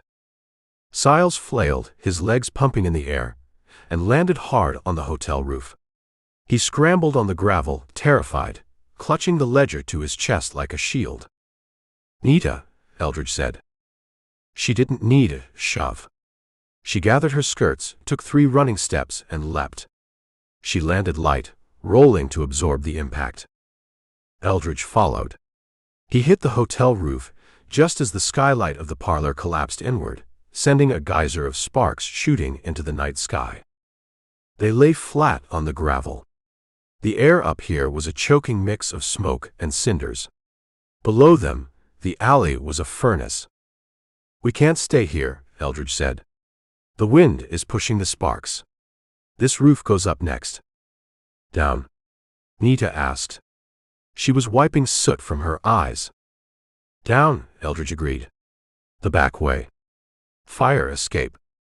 They crawled to the rear of the hotel. An iron ladder bolted to the brick led down into a narrow service alley filled with trash barrels and discarded crates. Eldridge went first. The iron rungs were hot. He dropped to the ground, his boots crunching on broken glass. He scanned the smoke. "Clear," he whispered. Nita came down. Then Siles, shaking so bad his shoes clattered against the metal. "Where now?" Siles wheezed. "My shop, it's gone." "Everything." "The church," Eldridge said. "It's stone. And it's on the edge of town. Away from the wind." "The church is locked," Siles said. "Reverend Pike keeps the key." "We'll knock." They moved through the smoke. It was thick here, a gray fog that hid the buildings and burned the lungs. They stuck to the wall of the hotel, feeling their way. A shape loomed out of the haze. It wasn't a building. It was a man. He was standing by the corner of the hotel, watching the fire consume the undertaker's parlor. He held a handkerchief over his nose with one hand. The other hand rested on the hilt of a Bowie knife. Cale. King's bodyguard turned. He saw them. He saw the soot-streaked faces emerging from the smoke like ghosts. He didn't shout. He didn't reach for his gun. The gun was loud, and Cale was a man who appreciated intimacy. Besides, King wanted the woman alive, and a bullet didn't ask questions. Cale smiled behind the handkerchief. He dropped the cloth. "Well," Cale said, "look what the fire flushed out." Siles whimpered and backed up, tripping over a crate. Eldridge stepped in front of Nita. He reached for his Colt. Cale moved. He was fast for a big man. He lunged, closing the distance before Eldridge could clear leather. He grabbed Eldridge's gun hand, pinning it to his hip. With his other hand, Cale slashed. The Bowie knife hissed. It aimed for Eldridge's throat. Eldridge jerked his head back. The blade missed his windpipe by an inch, slicing through the collar of his coat. Eldridge drove a knee into Cale's groin. Cale grunted, but he didn't let go. He twisted, throwing his weight against Eldridge, slamming him into the brick wall. "Run." Eldridge choked out. Nita didn't run. She pulled the skinning knife from her boot. She jumped on Cale's back. She drove the knife downward, aiming for the neck. Cale sensed it. He shrugged his massive shoulders, throwing her off balance. Her knife skipped off his leather vest, cutting a shallow line in his shoulder. Cale roared. He released Eldridge and spun around. He backhanded Nita. The blow caught her on the side of the head. She went down, hitting the dirt hard. Cale stood over her. He raised the Bowie. "You like knives, honey?" Cale growled. "Let's see how you like this one." Eldridge didn't have time to draw. He launched himself off the wall. He tackled Cale around the waist. They went down in a tangle of limbs and steel. They rolled in the dust, crashing into a stack of empty kegs. Cale was strong. He smelled of bay rum and sweat. He got an arm free and brought the hilt of his knife down on Eldridge's shoulder.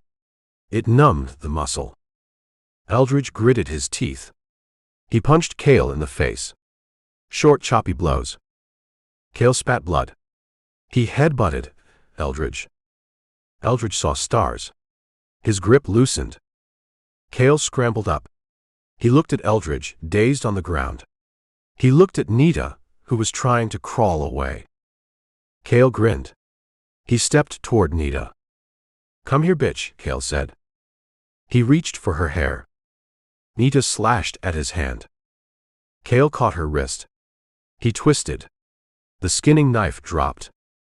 He pulled her up. He put the point of his Bowie against her ribs. "One move," Cale said to Eldridge, who was getting to his knees. "One move, and I open her up." Eldridge froze. He had the Colt halfway out. "Drop it," Cale said. Eldridge looked at Nita. Her eyes were wide, but she wasn't screaming. She was calculating. "Do it," Cale said. "Drop the gun." Eldridge let the Colt slide back into the holster. He raised his hands. "Smart," Cale said. "Now, we're gonna take a walk. Mr. King is waiting." Nita moved. She didn't pull away. She leaned in. She sank her teeth into Cale's wrist, right over the vein. She bit down hard. Cale screamed. He tried to jerk his hand back, but she held on, locking her jaw. Blood spurted. Cale flinched. The knife slipped. It sliced across Nita's side.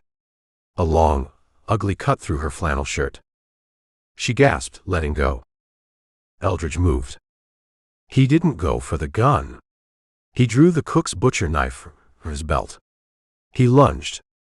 He drove the knife into Cale's thigh. It went deep. It hit bone. Cale howled. He dropped Nita. He staggered back, clutching his leg, the knife handle sticking out of his pants. "You!" Cale gasped. He pulled his gun. Eldridge grabbed Nita. He dragged her around the corner of the alley. Bang! Cale's shot hit the brick, spraying red dust. "Go!" Eldridge yelled at Siles, who was cowering behind a rain barrel. "Move!" They ran. They sprinted down the alley, away from the hotel, away from the fire. They could hear Cale screaming behind them, cursing them to hell. "He's hit," Eldridge said. "Bad. He won't follow." "I am cut," Nita whispered. She was holding her side. Blood was seeping through her fingers, dark and slick. "How deep?" "It burns," she said. "Keep moving," Eldridge said. "We need the church." They crossed a side street. The smoke was thinner here, but the air was still filled with ash. They reached the edge of town. The church stood on a small hill. It was built of local stone, grim and solid, with a bell tower that rose above the smoke. They reached the door. Locked. Eldridge didn't knock. He kicked the lock plate. The wood splintered. They stumbled inside. The sanctuary was dark, cool. It smelled of wax and old hymnals. Eldridge led Nita to the front pew. He eased her down. "Let me see," he said. He pulled her hand away. The cut was long, running from her hip to her ribs. It wasn't deep enough to hit an organ, but it was bleeding freely. "It needs stitching," Eldridge said. "I don't have a needle." Siles came running in, out of breath. He locked the door behind him. He jammed a chair under the handle. "They're coming," Siles whispered. "I hear them. On the street." "They're following the blood," Eldridge said. He looked at Nita's wound. He looked at the altar candles. He drew his knife, the bowie he kept in the back of his belt. "Siles," Eldridge said. "Light a candle." "What?" "Light a candle. Bring it here." Siles fumbled with a match. He lit a tall beeswax taper. He brought it over. Eldridge held the blade of the bowie in the flame. He watched the steel turn black, then dull red. Nita watched him. She knew what was coming. She didn't look away. "It will stop the bleeding," Eldridge said. "Do it," Nita said. She gripped the back of the pew. She put a piece of her skirt in her mouth and bit down. Eldridge took the knife out of the flame. "Hold her, Siles." Siles grabbed her shoulders. He looked sick. Eldridge pressed the hot steel against the cut. The sound of searing flesh filled the quiet church. Smoke rose, smelling of meat. Nita arched her back. She made a sound deep in her throat, a muffled scream that vibrated in her chest. Her eyes rolled back. Eldridge held the blade steady. He sealed the wound. He pulled the knife away. Nita slumped. She was unconscious or close to it. Her breathing was shallow, ragged. "She passed out," Siles said, his voice trembling. "Good," Eldridge said. "She won't feel the rest." He wiped the knife on his pants. He stood up. He walked to the door. He listened. Boots on the gravel outside. Voices. "Check the church," a voice said. "The door's busted." It wasn't Cale. Cale was bleeding in an alley. It was the gantries. Or more of King's hired guns. "Up," Eldridge said. He pointed to the bell tower stairs in the corner of the vestibule. "We go up," Eldridge said. "We hold the high ground." He picked up Nita. She was light, a dead weight in his arms. "Go, Siles." They climbed the narrow, winding stairs. They climbed into the dark, leaving the sanctuary to the men with the guns, ascending into the stone throat of the tower where the bell waited to ring for the dead. Chapter 17. The stairs were narrow, steep, and smelled of dry rot. Eldridge Sample carried Nita over his shoulder. She was a dead weight, limp from the pain and the shock of the hot steel. He moved slowly, testing each riser with his boot before committing his weight. "Don't creak," Eldridge whispered to the wood. Siles scrambled behind him, clutching the railing with sweaty hands. The undertaker was breathing in short, terrified gasps that sounded like a bellows with a leak. "They're inside," Siles hissed. "I heard the door." "Keep moving," Eldridge said. "Up." They reached the top. The bell tower was a square room, open to the wind on four sides through louvered vents. The bronze bell hung in the center, massive and silent, suspended from a yoke of oak timber. The floor was covered in pigeon droppings and straw. Eldridge lowered Nita to the floor. He propped her against the wall, away from the vents where the moonlight cut through. He turned to the trapdoor at the top of the stairs. He lowered it. It didn't have a lock. "Stand on it," Eldridge said to Siles. "What?" "Stand on the door. If they try to open it, you're the deadbolt." Siles stepped onto the wooden hatch. He looked at his feet. He looked at Eldridge. "If they shoot through it. If they shoot through it, you won't have to worry about King anymore." Eldridge moved to the north vent. He peered through the slats. The churchyard was visible below. He saw shadows moving. Men with lanterns. "Check the pews," a voice shouted from inside the sanctuary below. It sounded like Ed Gantry. "Check the confessional." The sound drifted up through the floorboards, muffled but distinct. Heavy boots stomping on the stone floor. The crash of a bench being overturned. "They're breaking things," Eldridge said. "They're frustrated." "They'll come up here," Siles whispered. He was shaking, his shoes vibrating on the trapdoor. "It's the only place left." "Maybe," Eldridge said. "Or maybe they're lazy." He listened. "Nothing here," a voice yelled below. "Place is empty." "Check the tower," another voice said. "Cale." No, Cale was bleeding in an alley. This was someone else. A hired gun. Footsteps approached the bottom of the stairs. Eldridge drew his Colt. He thumbed the hammer back. He pointed it at the trapdoor, right between Siles's feet. "Don't move," Eldridge mouthed to Siles. Siles squeezed his eyes shut. He clasped his hands in prayer, or maybe just to keep them from flailing. The footsteps started up. 1 step. 2. The wood groaned. "It's dark as a coal mine up here," the man on the stairs complained. "And it smells like bat shit." "Go up, Jimmy," Ed Gantry's voice called from the bottom. "Earn your dollar." "You go up," Jimmy said. "If he's up there, he's got the angle. I ain't getting shot in the face for $1." The footsteps stopped. The man was halfway up. He was listening. Eldridge held his breath. He looked at Nita. She was stirring, a low moan escaping her lips. Eldridge stepped over. He put his hand over her mouth. Her eyes flew open, wild and unfocused. He pressed a finger to his lips. She froze. She understood. The man on the stairs struck a match. The light filtered through the cracks in the trapdoor. "Hello," Jimmy called out. Anyone home? Silence. See. Jimmy yelled down. Nobody here. Just pigeons. Check the door. Gantry yelled. It's stuck, Jimmy lied. He didn't want to push it. He felt the weight on it, Siles, but he interpreted it as a jam, or maybe he just didn't want to find what was on the other side. Warp shut. Ain't nobody been up here in years. Fine, Gantry said. Come down.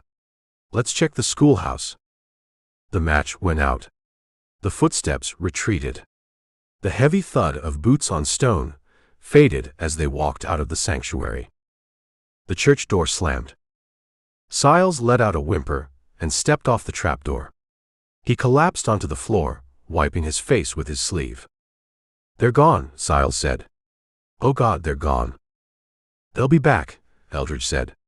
But not tonight. He holstered the Colt. He removed his hand from Nita's mouth. The pain? Eldridge asked. It is sharp, Nita whispered. She looked down at her side. The bandage was dark, but the flow had stopped. The cauterization held. Like a toothache in my ribs. It'll keep you awake, Eldridge said. That's good. You can't sleep.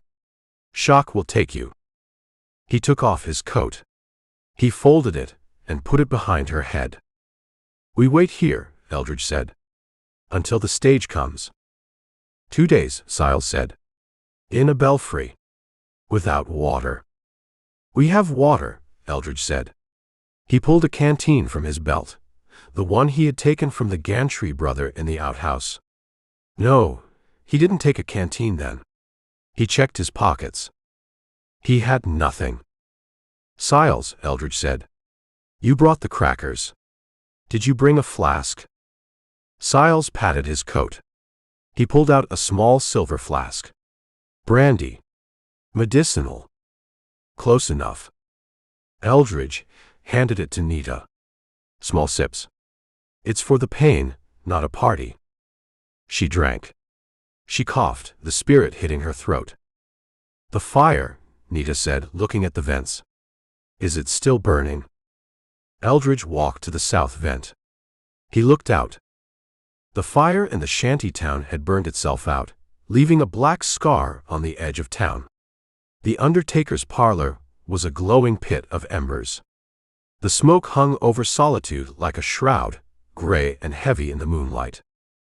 It's dying down, Eldridge said. King made his point. He burned my home, Siles said, standing up and looking out the east vent. My hearses. My inventory. He burned his bridge, Eldridge said. He thinks he cleared the board. He thinks we ran, or we died in the smoke. That makes him careless. Eldridge sat down with his back against the bell. The bronze was cold. Tell me about the judge, Eldridge said to Siles. Holloway. Is he a drinking man? He likes fine things, Siles said. He likes to be courted. But he has a reputation. He doesn't like disorder. He hung 3 men in Tucson last month for a riot. Good, Eldridge said. King is disorder. King is a riot in a frock coat. We just have to make sure the judge sees it that way. How? Nita asked. We are rats in a tower. Rats carry the plague, Eldridge said. We carry the truth. He checked the Springfield. He checked the street below. King's men were patrolling. Pairs of walking shadows with rifles. They were locking the town down. Get comfortable, Eldridge said. It's going to be a long wait. Nita closed her eyes. Siles curled up in the corner, muttering to himself about insurance. Eldridge stayed awake. He watched the moon move across the sky. He listened to the wind play the louvers of the tower. He thought about Ben Miller dying in the mud. He thought about the letter in Pim's pocket. No, that was the last job. He thought about the map in Nita's skirt. That piece of canvas was the most dangerous thing in the territory. It was worth killing for. It was worth dying for. And for the next 36 hours, it lived in a bell tower with 3 ghosts. Chapter 18. The noon stagecoach was late, but nobody in Solitude complained. They were too busy sweeping glass off the boardwalks and nailing plywood over the holes where windows used to be. Eldridge Sample watched the street from the louvered vents of the church bell tower. The slats were angled downward, designed to let the sound of the bell out, but they worked just fine for letting a rifle barrel peek out. "He's coming," Eldridge said. He didn't turn his head. He kept his eyes on the dust cloud rising to the east, a brown smudge against the blue sky that marked the road from Tucson. Behind him, Nita sat on the floor, her back resting against the massive bronze bell. She was pale, the skin around her eyes tight with pain, but she was sitting up.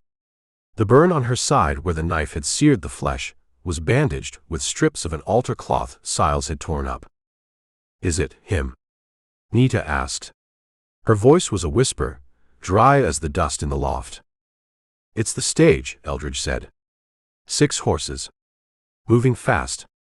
The driver wants to get paid and get a drink." Siles was pacing the small square of floorboards, his shoes clicking nervously. He stopped every few seconds to wring his hands.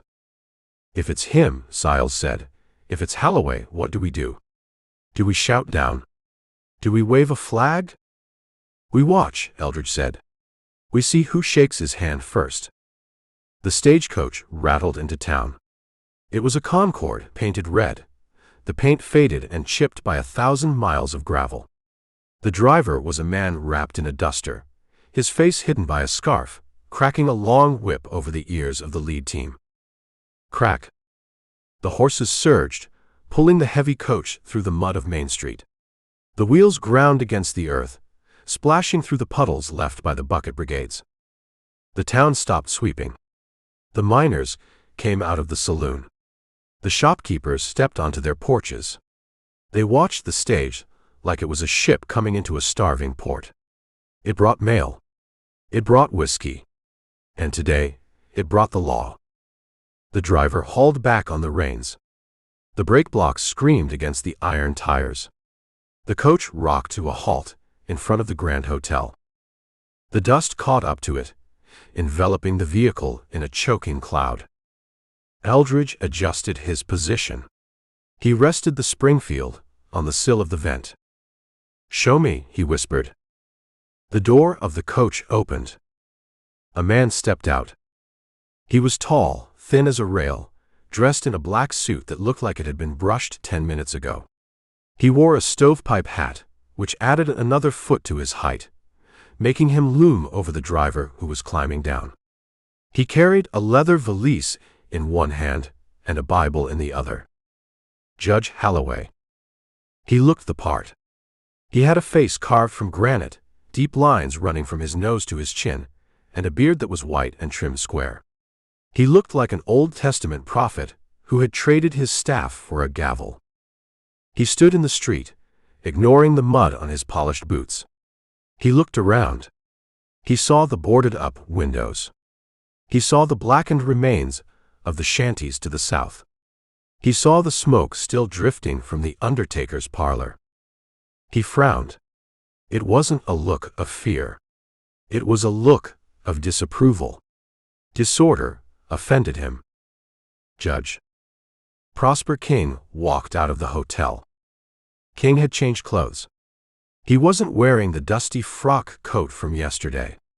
He was wearing a fresh gray suit, a silk vest, and a new hat. He looked clean. He looked like the only civilized man in a town of savages. King walked with his cane, but he moved briskly. He extended a hand. "Welcome to Solitude, Judge," King said. His voice drifted up to the tower, carried by the acoustics of the valley. Holloway looked at the hand. He took it. He shook it one firm pump, then let go. "Prosper," Holloway said. His voice was deep, resonant. "Your town looks like it survived a war." "A raid," King corrected smoothly. He gestured with his cane toward the burnt district. "Apaches. Last night." They came down from the hills, burned the laborers' quarter, tried to take the stores. Apaches, Holloway said. He looked at the ruins. I thought the army had them contained. The army is days away, King said. We had to rely on local militia. My men held the line. At a cost, I see. Property damage, King said. Buildings can be replaced. Lives, well, we were fortunate. We drove them off. Eldridge watched. He saw the way King guided the judge by the elbow, turning him away from the worst of the wreckage, steering him toward the hotel entrance. He's spinning it, Eldridge said. Apache raid. Heroic defense. Does the judge believe him? Nita asked. He's listening, Eldridge said. That's enough for now. Another man stepped out of the coach. He was younger, wearing a suit that didn't fit right. He carried a stack of ledgers and a portable writing desk. The clerk. And then a third man. This one wore a badge. A federal marshal's star. He was big, beefy, with a mustache that hid his mouth. He carried a shotgun. He stepped down, looked at the street, looked at the rooftops. He looked like a man who expected trouble and hoped for it. Marshal, Eldridge noted. That complicates the arithmetic. Is he King's man? Siles asked, peering over Eldridge's shoulder. He's the government's man, Eldridge said. But out here, the government usually sleeps in the best hotel. And King owns the hotel. King was talking again. He was pointing at the Golden Fleece. We've set up the courtroom in the saloon, Judge, King said. It's the only building with enough chairs. And the bar is closed, of course. Of course, Holloway said. I require order, Prosper. And silence. I have a docket to clear. We have a few cases, King said. Mostly drunk and disorderly. And a property dispute. Dispute. A squatter, King said. Fellow named Miller. Found a rock he liked on my land. Got violent when I asked him to vacate. My man. Cale had to intervene. Intervene, Holloway repeated. Self-defense, King said. Tragic. But necessary. The man was unstable. And the paperwork. All in order, King said. I have the deed. I have the survey. Just need your signature to finalize the transfer. I'll review it, Holloway said. After I wash. The road was dusty. I have the suite prepared, King said. Hot water. And a bottle of that French brandy you like. Holloway smiled. It was a small crack in the granite. You are a gracious host, Prosper. As always. They started to walk toward the hotel steps. The marshal followed, his shotgun crooked in his arm. The clerk struggled with the ledgers. Cale stepped out of the hotel door. He opened it for them. Cale looked different too. He had a bandage wrapped around his thigh, visible under his trousers, which were cut open to accommodate the dressing. He was limping. He looked pale, but he was standing. He nodded to the judge. He's alive, Eldridge said. The knife, it went deep, Nita whispered. Not deep enough, Eldridge said. He's standing guard. The Gantry brothers were there too. Ed and Earl stood on the porch, polishing their badges. They tried to look important. They looked like children playing dress-up. Earl's jaw was swollen, bruised purple from where Eldridge had hit him. He didn't speak. He just nodded, looking miserable. The procession moved inside. The heavy doors closed. The street settled. The miners went back to whispering. The shopkeepers went back to sweeping. Eldridge stepped back from the vent. He sat on the floor. He bought it, Eldridge said. Hook, line, and sinker. Apache raid. Squatter. Self-defense. King painted a picture, and Holloway hung it on the wall. He didn't ask for proof, Nita said bitterly. He hasn't opened court yet, Eldridge said. That was just the greeting. The real work happens in the suite. Over the brandy. King will give him the money, Siles said. Or the promise of it. King doesn't need to bribe him with cash, Eldridge said. He bribes him with order. Holloway wants a clean docket. He wants things simple. King offers him a simple story. Here's the bad guy, he's dead, here's the deed, sign here. It's easy. And us? Nita asked. We are the complication. We're the mess, Eldridge said. We're the loose ends that make the story ugly. He looked at the map in Nita's pocket. Or where it was hidden. We have to go down there, Eldridge said. Now? Siles asked, eyes widening. While Cale is watching the door. No, Eldridge said. We wait for the court to open. We wait for Holloway to sit behind the bench. We need the theater of it. Theater? Nita asked. Publicity, Eldridge said. If we walk into the hotel room, Cale shoots us and claims we were assassins. But if we walk into the courtroom, with 50 people watching, with the marshal standing there, he can't shoot. Not without explaining it. It is a risk, Nita said. It's the only card we have, Eldridge said. King thinks he's writing the play. We have to walk on stage and change the lines.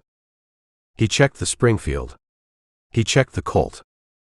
Tonight, Eldridge said, we sleep. Tomorrow, we surrender.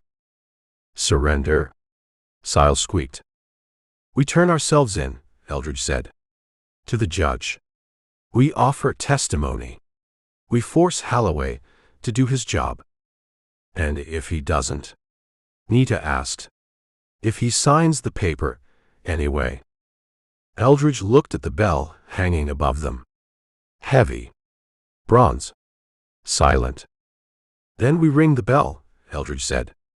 And we see who comes running. He leaned back against the wall. The dust in the tower smelled of pigeons and old prayers. Below them, the town of Solitude was getting ready for a trial, unaware that the witnesses were already in the choir loft. Eldridge closed his eyes. He saw King smile. He saw the handshake. He thinks it's over, Eldridge whispered. He rested his hand on the rifle. It hasn't even started. Chapter 19. The bell rope was thick, rough hemp, hanging straight down through the center of the tower floor into the vestibule below. Eldridge Sample grabbed it with both hands. Cover your ears, he told Nita. She pressed her hands against the sides of her head. Siles, huddled in the corner, did the same, squeezing his eyes shut like a child afraid of thunder. Eldridge pulled. He put his weight into it, hauling down on the heavy bronze. The yoke squeaked, a high protest of dry wood, and then the clapper swung. Gong. The sound wasn't just loud, it was physical. It slammed against the stone walls of the belfry and vibrated in the teeth. It rolled out over the town of Solitude, drowning out the stamp mills and the arguments in the street. Eldridge let the rope go, then pulled again. Gong. He rang it 5 times. 5 slow, deafening notes that announced church was in session on a Tuesday. He let the rope settle. The vibration hummed in the air for a long time. He walked to the vent. He looked down. The town had stopped. The miners on the porch of the Golden Fleece were looking up at the church. The shopkeepers were stepping out of their doors. Even the dogs had stopped barking. And in front of the hotel, the door opened. Prosper King stepped out. He looked annoyed. He looked at the church tower, shielding his eyes against the sun. Cale limped out behind him, his hand on his gun. Then Judge Holloway emerged. The judge looked irritated. He held a napkin in his hand, like he'd been interrupted at lunch. He stared up at the bell tower. That's the audience, Eldridge said. He picked up the Springfield. He didn't aim it. He just held it. He stepped close to the louvers, making sure his silhouette was visible but broken by the slats. "Judge Holloway," Eldridge yelled. His voice projected well from the height. It bounced off the hotel facade. Holloway looked around, trying to spot the speaker. "Who is that? Who is disturbing the peace?" "My name is Eldridge Sample," Eldridge shouted. "Former U.S. Marshal. I'm the man the town is looking for." King stiffened. He whispered something to Cale. Cale started to move toward the street, gesturing to the Gantry brothers who were loitering by the saloon. "Stay where you are, Cale," Eldridge roared, "or I'll drop you where you stand." Cale stopped. He looked at the tower. He couldn't see the rifle, but he knew it was there. "Judge," Eldridge called, "I have a witness. I have the widow of Ben Miller. And I have evidence of a murder." The word murder hung in the air. The townspeople muttered. They moved closer, drawn by the spectacle. This wasn't a back-alley beating. This was a public declaration. Holloway stepped off the porch. He walked into the middle of the muddy street. He looked up, his beard bristling. "Come down, sir," Holloway shouted. "Surrender yourself to the law." "I'm trying to," Eldridge yelled back. "But the law in this town is owned by Mr. King. His deputies are bank robbers. His bodyguard is a killer." King stepped forward. He forced a smile, but it looked like a rictus. "He's lying, Judge," King shouted. "He's a desperado. He killed my man Jark. He kidnapped the woman." "Ask her," Eldridge yelled. "She's right here." He pulled Nita to the vent. She stood next to him. She looked down at the men who had hunted her. "I am not kidnapped," Nita shouted. Her voice was clear, sharp. "I am hiding from him." She pointed at King. The crowd murmured louder. "Judge," Eldridge called, "I'll come down. We'll both come down. And we'll surrender to you. Not to King. Not to his hired guns. To you. The federal court." Holloway looked at King. He looked at Cale. He looked at the Gantry brothers with their tin stars. He saw the tension. He saw the hands hovering over gun butts. Holloway was a vain man, but he respected the ritual. He respected the bench. And he didn't like being played for a fool in front of an audience. "Very well," Holloway shouted. "Come down. You have my word. You will be under the protection of the court." "I want the marshal to escort us," Eldridge yelled. "The federal marshal." Holloway nodded. He turned to the big man with the shotgun who had arrived on the stage. "Marshal Tate," Holloway ordered. "Secure the prisoner." Marshal Tate stepped into the street. He racked his shotgun. He looked at Cale. He looked at the Gantrys. "Back off," Tate said. His voice was a low rumble. "Clear the street. Federal business." Cale looked at King. King hesitated. He wanted to end it now. He wanted to tell Cale to storm the tower. But the town was watching. The judge was watching. King nodded. A small, tight jerk of the head. "Wait." Cale backed up. The Gantrys retreated to the saloon porch. "We're coming down," Eldridge yelled. He turned to Nita. "Ready." "I am ready," Nita said. She touched the map in her skirt. "Siles," Eldridge said. "You stay here. Give us 5 minutes. Then go back to your parlor. Act like you were never here." I can do that," Siles said. He was sweating, huddled in the corner. "Good luck." Eldridge led Nita to the stairs. They descended. The church was empty, silent. They walked through the vestibule. Eldridge stopped at the front door. He unbuckled his gun belt. He handed the Springfield to Nita. "Leave the rifle," he said. "We walk out empty. Hands up." She leaned the rifle against the wall. Eldridge opened the door. The sun was blinding. He blinked. He stepped out onto the stone steps of the church. He raised his hands. Nita stepped out beside him. She held her head high. She didn't raise her hands. She just walked. The street was a gauntlet of eyes. Marshal Tate met them at the bottom of the steps. He patted Eldridge down.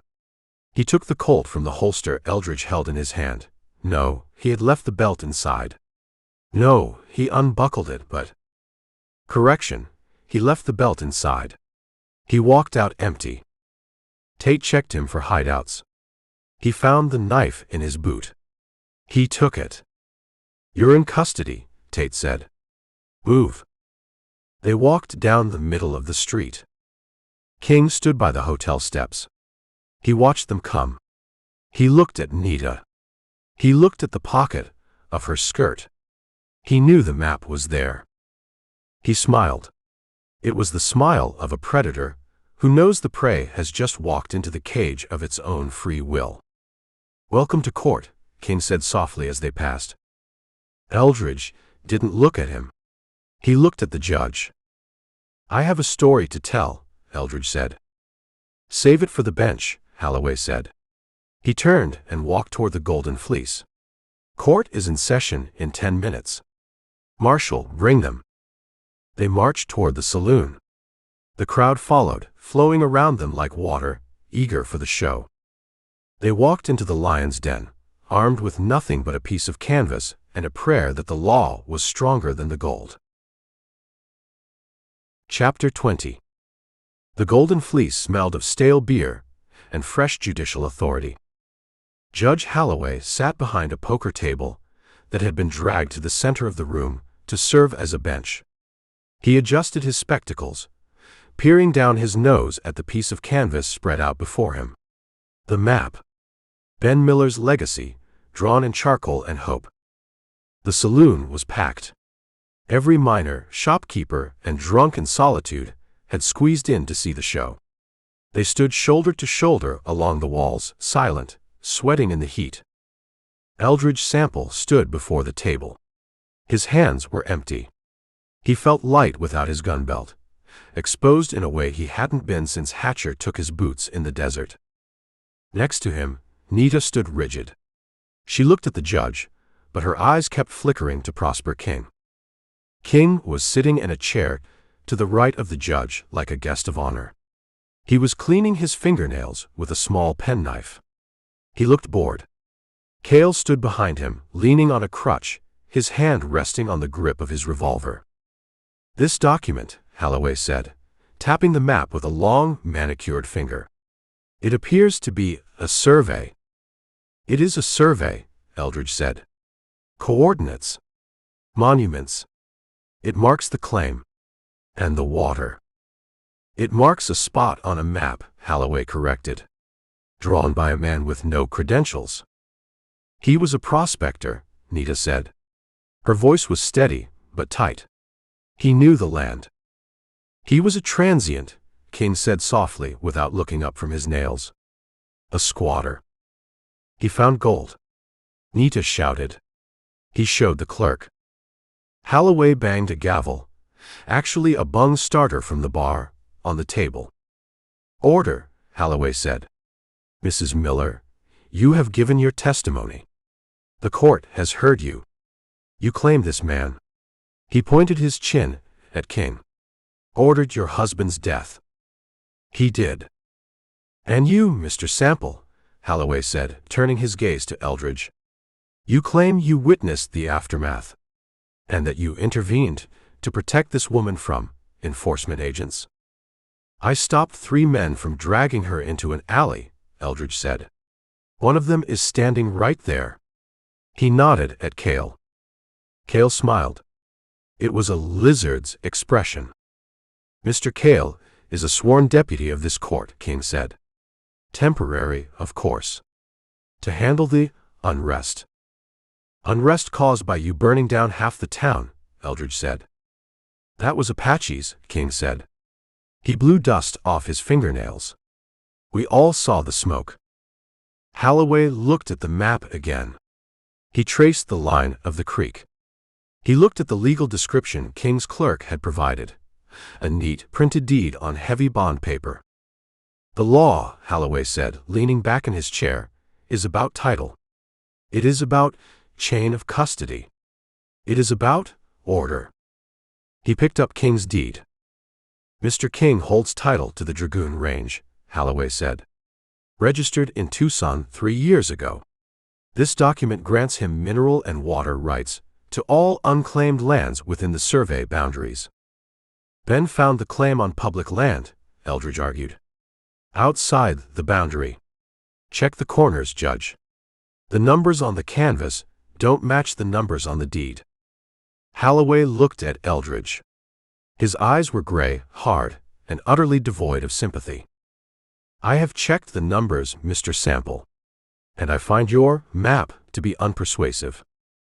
Eldridge felt the cold knot in his stomach tighten. It wasn't fear. It was the realization that the game was rigged. The deck wasn't just stacked, the cards were marked. It's charcoal on a skirt hem, Holloway said, dismissing the canvas with a wave of his hand. It is not a legal filing. It is not notarized. It is scrawl. He looked at King. The court finds, Holloway said, his voice projecting to the back of the room, that the deceased Benjamin Miller was trespassing on private property. Any minerals found on said property belong to the title holder, namely Mr. Prosper King. A murmur went through the crowd. Some of the miners looked angry, shifting their feet. Others just looked at the floor, accepting the weight of the man who signed the paychecks. This is theft, Nita said. She stepped toward the table. You are stealing it. Just like he did. I am interpreting the law, Holloway snapped. And the law protects property. It protects murderers, Eldridge said. Holloway's face went red. He slammed the bung starter down again. That is enough. You stand in this court by my grace, sir. You are a drifter. A man with no fixed address and a history of violence. Holloway picked up a piece of paper. A warrant. I have here a sworn affidavit from Mr. King, Holloway said, stating that you, Eldridge Sample, murdered a man named Jacques in cold blood behind the livery stable. He was assaulting the woman, Eldridge said. He was attempting to detain a suspect in a disturbance, King put in. Mr. Sample struck him from behind. With a gun butt. Cracked his skull. And you, Mrs. Miller, Holloway said, turning to Nita. You are accused of inciting a riot. Of starting the fires that destroyed the shanty town. Nita stared at him. I was hiding. From his men. Witnesses say otherwise, Holloway said. He didn't name the witnesses. He didn't have to. They say you were seen with a torch. Calling for an uprising. Holloway stood up. He smoothed his robes, no, his coat. He wasn't wearing robes. He was just a man in a dusty suit with the power of God. The verdict is rendered, Holloway said. The claim belongs to Prosper King. The map is confiscated as evidence of fraud. He looked at Marshal Tate, who was standing by the door with his shotgun. Marshal, Holloway said.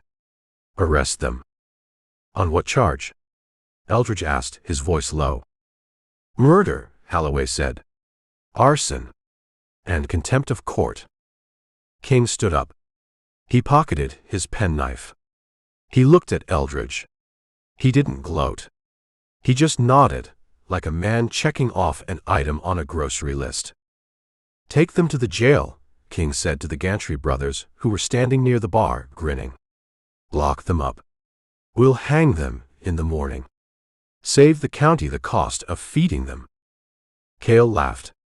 I'll tie the knot. The Gantrys moved forward. Ed raised his shotgun. Earl put his hand on his revolver. Marshal Tate racked his slide. Eldridge looked at Holloway. The judge was gathering his papers, stuffing the canvas map into his valise. He wasn't looking at the prisoners. He was looking at the bottle of brandy King had promised him. "You're bought, Judge," Eldridge said. "I am impartial," Holloway said, closing the bag. "Take them away." Eldridge looked at Nita. She wasn't looking at the judge. She was looking at King. Her hand twitched toward her boot, but the knife was gone. "Don't," Eldridge whispered. The deputies closed in. The crowd pressed forward, a wall of bodies. There was no way out. No window. No back door that wasn't blocked by King's hired guns. Eldridge looked at the table. He looked at the kerosene lamp hanging above it. "Verdict accepted," Eldridge said. He tensed his legs. The law had spoken. Now, it was time for the rebuttal. Chapter 21.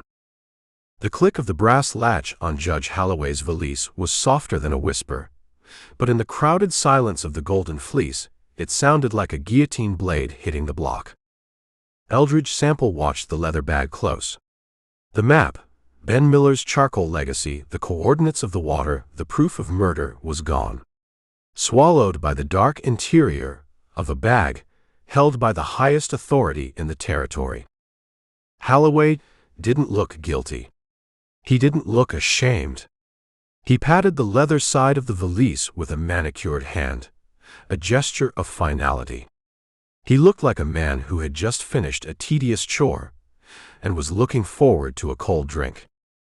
"The docket is cleared," Holloway said. He stood up, brushing a speck of lint from his lapel. "Marshal Tate, secure the prisoners. I believe Mr. King has arranged for a celebration." "Champagne," King said. He was already standing, smoothing his vest. He smiled at Eldridge. It wasn't a gloat, it was a dismissal. "At the hotel." Eldridge looked at King. He looked at the judge. He saw it then. It wasn't just a bribe. It wasn't just money changing hands in a back room. It was the architecture of the world they lived in. King didn't just buy the judge, he was the judge. They were the same creature, feeding at the same trough.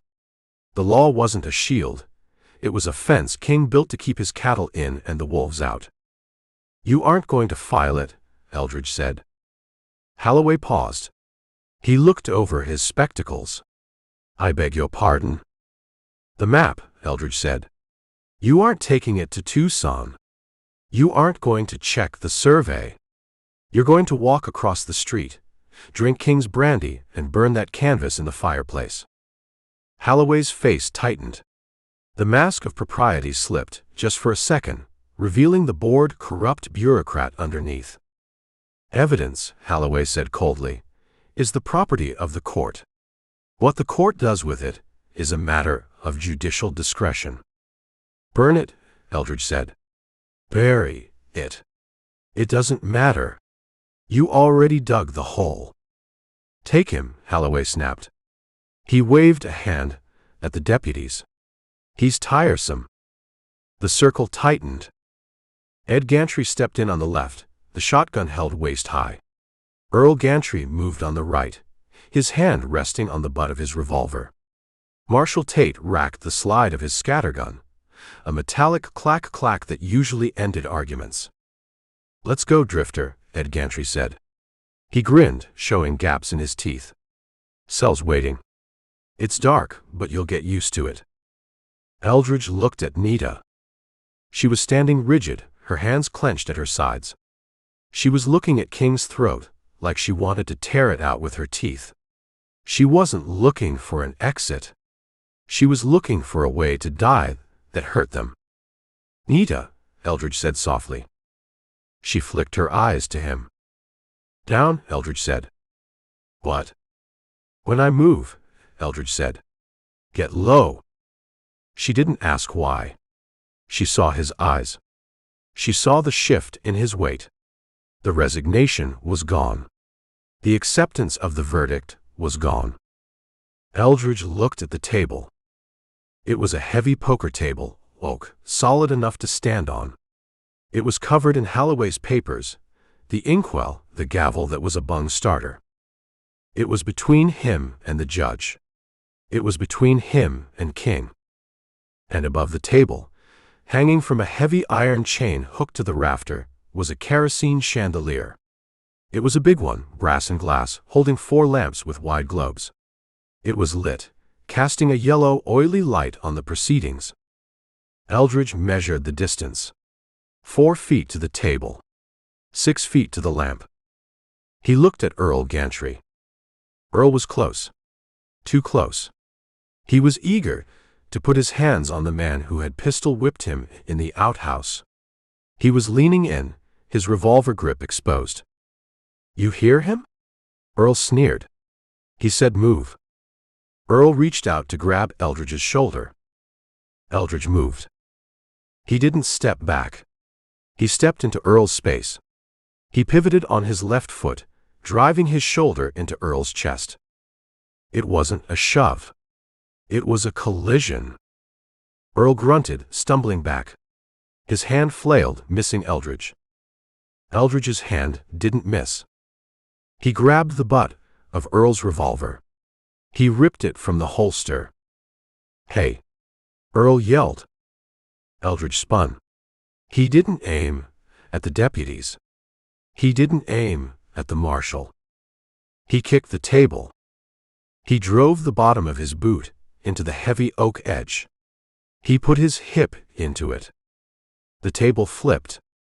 It went over with a roar of wood scraping wood. Papers flew into the air like a snowstorm. The inkwell launched, spraying black fluid across Holloway's shirt. The bung starter clattered across the floor. The table crashed into Holloway and King. It hit them at the knees. Holloway screamed, a high, undignified sound as his legs were pinned. He went down, the table pressing him into the floor. The valise flew from his hand, sliding across the sawdust. King was faster, but not fast enough. The table edge caught his thigh. He stumbled backward, tripping over his own cane, and fell into the crowd of spectators. "Shoot him!" King shrieked from the floor. "Shoot him down!" Ed Gantry raised the shotgun. Marshal Tate swung his weapon around. Eldridge dropped to a crouch behind the overturned table. It was a barricade now, a wall of oak between him and the law. He raised Earl's pistol. He didn't look at the men. He looked up. He aimed at the chandelier. The glass globes were glowing, full of oil. The brass reservoir in the center held a gallon of kerosene. "Lights out," Eldridge said. He pulled the trigger. Boom. The heavy .45 slug hit the center of the brass reservoir. The lamp didn't just break. It detonated. The reservoir ruptured. A gallon of kerosene sprayed out under pressure, instantly ignited by the 4 burning wicks. A fireball bloomed in the air. It was orange and angry, expanding outward with a whoosh of consuming oxygen. Glass shattered, raining down on the crowd like diamond hail. Burning oil sprayed the room. It hit the floor. It hit the curtains. It hit the men standing in the front row. Panic wasn't instant. It took a second for the brain to register that the roof was raining fire. Then the screaming started. "Fire!" someone yelled. He shot the lamp. The crowd surged. Men scrambled backward, tripping over chairs, pushing for the door. The orderly courtroom dissolved into a stampede of terrified miners. The burning oil splashed onto Ed Gantry's duster. The canvas caught instantly. Ed dropped the shotgun. He slapped at his arm, dancing in a circle. "I'm burning. Get it off me." Marshal Tate shielded his face with his arm. He couldn't shoot. The crowd was in the way. The smoke was already billowing down from the ceiling, black and acrid. Eldridge grabbed Nita. She was crouched beside him, her arm over her head. The map. Nita yelled. She pointed. The valise was lying on the floor, near Holloway's feet. The judge was pinned under the table, thrashing, trying to push the wood off his legs. "Leave it!" Eldridge shouted. "No." She lunged. She crawled under the smoke. She grabbed the handle of the bag. Holloway saw her. He grabbed the other end. "It's mine," Holloway shouted. He was red-faced, covered in ink. "Evidence." Nita didn't argue. She kicked him. She drove her heel into his nose. Holloway let go with a yelp. Nita dragged the bag back. She clutched it to her chest. "I have it." Eldridge grabbed her collar. He hauled her up. The room was filling with smoke. The flames were licking up the walls now, catching the dry wood of the saloon paneling. The heat was intense. "The back," Eldridge yelled. "Go." He fired 2 shots blindly over the table to keep the deputies' heads down. Bang! Bang! He pushed Nita toward the bar. They ran. They scrambled over overturned chairs, slipping in the sawdust. King was on his feet. He was standing by the door, surrounded by his bodyguards. He wasn't running. He was pointing. "Don't let them out," King roared. "Block the door." Cale stepped into the doorway. He had his gun out. Eldridge saw him. He saw the exit blocked. "Not that way," Eldridge said. He turned. He looked at the window behind the bar. The big mirror was there, cracked down the middle. "Up and over," Eldridge shouted. He vaulted the bar. He landed on the duckboards. He grabbed a bottle of whiskey from the shelf. He threw it at the mirror. Crash. The glass shattered. Behind the mirror was the window. Eldridge used the butt of the stolen pistol to smash the window frame and the glass. He cleared the jagged shards. "Go." He boosted Nita up. She scrambled through the opening, tumbling out into the alley. She held onto the valise. Eldridge followed. He pulled himself up on the bar, diving through the window, just as a shotgun blast tore up the wood where he had been standing. He hit the dirt of the alley. He rolled. He stood up. Nita was there. She was breathing hard, covered in soot. "The bag," Eldridge said. She held it up. "I have it." "Good." Eldridge looked back at the window. Smoke was pouring out, black and heavy. Inside, he could hear the roar of the flames taking hold. The golden fleece was old wood and varnish. It was built to burn. "It started," Eldridge said. "The fire." "The justice," Eldridge said. He looked down the alley. "They'll be coming out the front," Eldridge said. "Or the back door. We need supplies." "Supplies?" "We're not running, Nita. We're finishing it." He started to run down the alley, away from the burning saloon. "Where are we going?" Nita asked, running beside him. "The general store," Eldridge said. "They have kerosene. And matches. And bullets." He looked at the sky. The smoke from the saloon was rising, a dark pillar marking the spot where the law had failed. "King wanted a fire," Eldridge said. "We're going to give him a town full of it."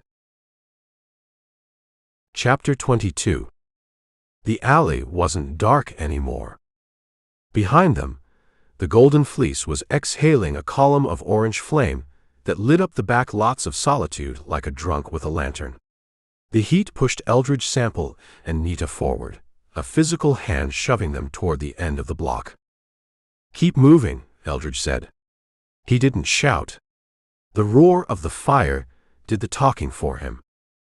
Nita ran beside him, clutching Judge Holloway's leather valise to her chest. She wasn't looking back at the saloon where the screaming had started. She was looking at the ground, placing her moccasins carefully between the broken crates and the puddles of slop. They reached the rear of the general store. It was a sturdy building, rough-cut pine painted a dull gray, sitting next to the bakery the gantries had terrorized earlier. "Locked?" Nita asked, breathless. Eldridge tried the handle of the loading door. It was solid. "Barred from the inside," Eldridge said. "Shopkeepers are suspicious people." He stepped back. He raised his boot. He didn't kick the lock. He kicked the hinge. The bottom hinge was rusted iron, eaten by the damp of the alley. It gave with a screech of tearing wood. The door sagged. He kicked it again. The top hinge popped. The door fell inward, crashing onto a pile of grain sacks. They stepped inside. The store smelled of coffee beans, raw denim, and kerosene. It was cool, quiet, a world away from the chaos erupting half a block down. "What do we need?" Nita asked. She set the valise on a barrel of pickles. "We have the map. We have the proof." "Proof is for judges," Eldridge said. He walked to the counter. He grabbed a canvas sack hanging from a hook. "Judges burn. You saw Holloway. He was ready to sell you for a bottle of brandy. So we become what? We become the eviction notice." Eldridge moved down the aisle. He wasn't looking for food. He wasn't looking for water. He found the hardware section. He grabbed a box of .45 cartridges. He dumped them into the sack. He grabbed 2 boxes of .44 to 40 for the Springfield. He walked to the back wall where the mining supplies were kept. Solitude was a company town. The company needed tools. He found the fuses. A spool of waterproof cord. He threw it in the sack. "Do they have dynamite?" Eldridge asked. "In the shed," Nita said. "Outside. King keeps the powder separate. Safety. Then we make our own." Eldridge walked to the oil drums.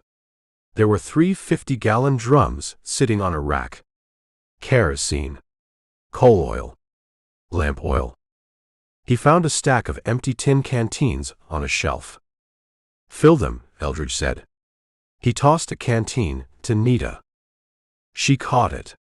She looked at him. "You are going to burn it all," she said.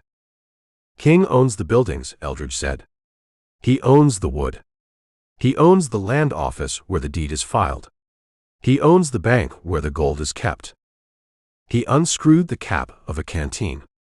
He held it under the spigot of the kerosene drum. He turned the tap. The clear, pungent liquid glugged into the tin. "If we burn the town," Nita said, "we are no better than him. He burned the shanties." "He burned homes," Eldridge said. "We're burning investments. There's a difference. The fire, it will spread. The wind is coming." "Let it spread," Eldridge said. "Let it eat the rot." He filled the canteen. He capped it. He grabbed another. Nita hesitated. She looked at the valise. She had fought for the law. She had stood in the street and demanded justice. Now she was standing in the dark, pouring lamp oil into a flask. "Do it, Nita," Eldridge said softly. "The law just tried to hang us. The law is a man in a frock coat running from a fire." She looked at him.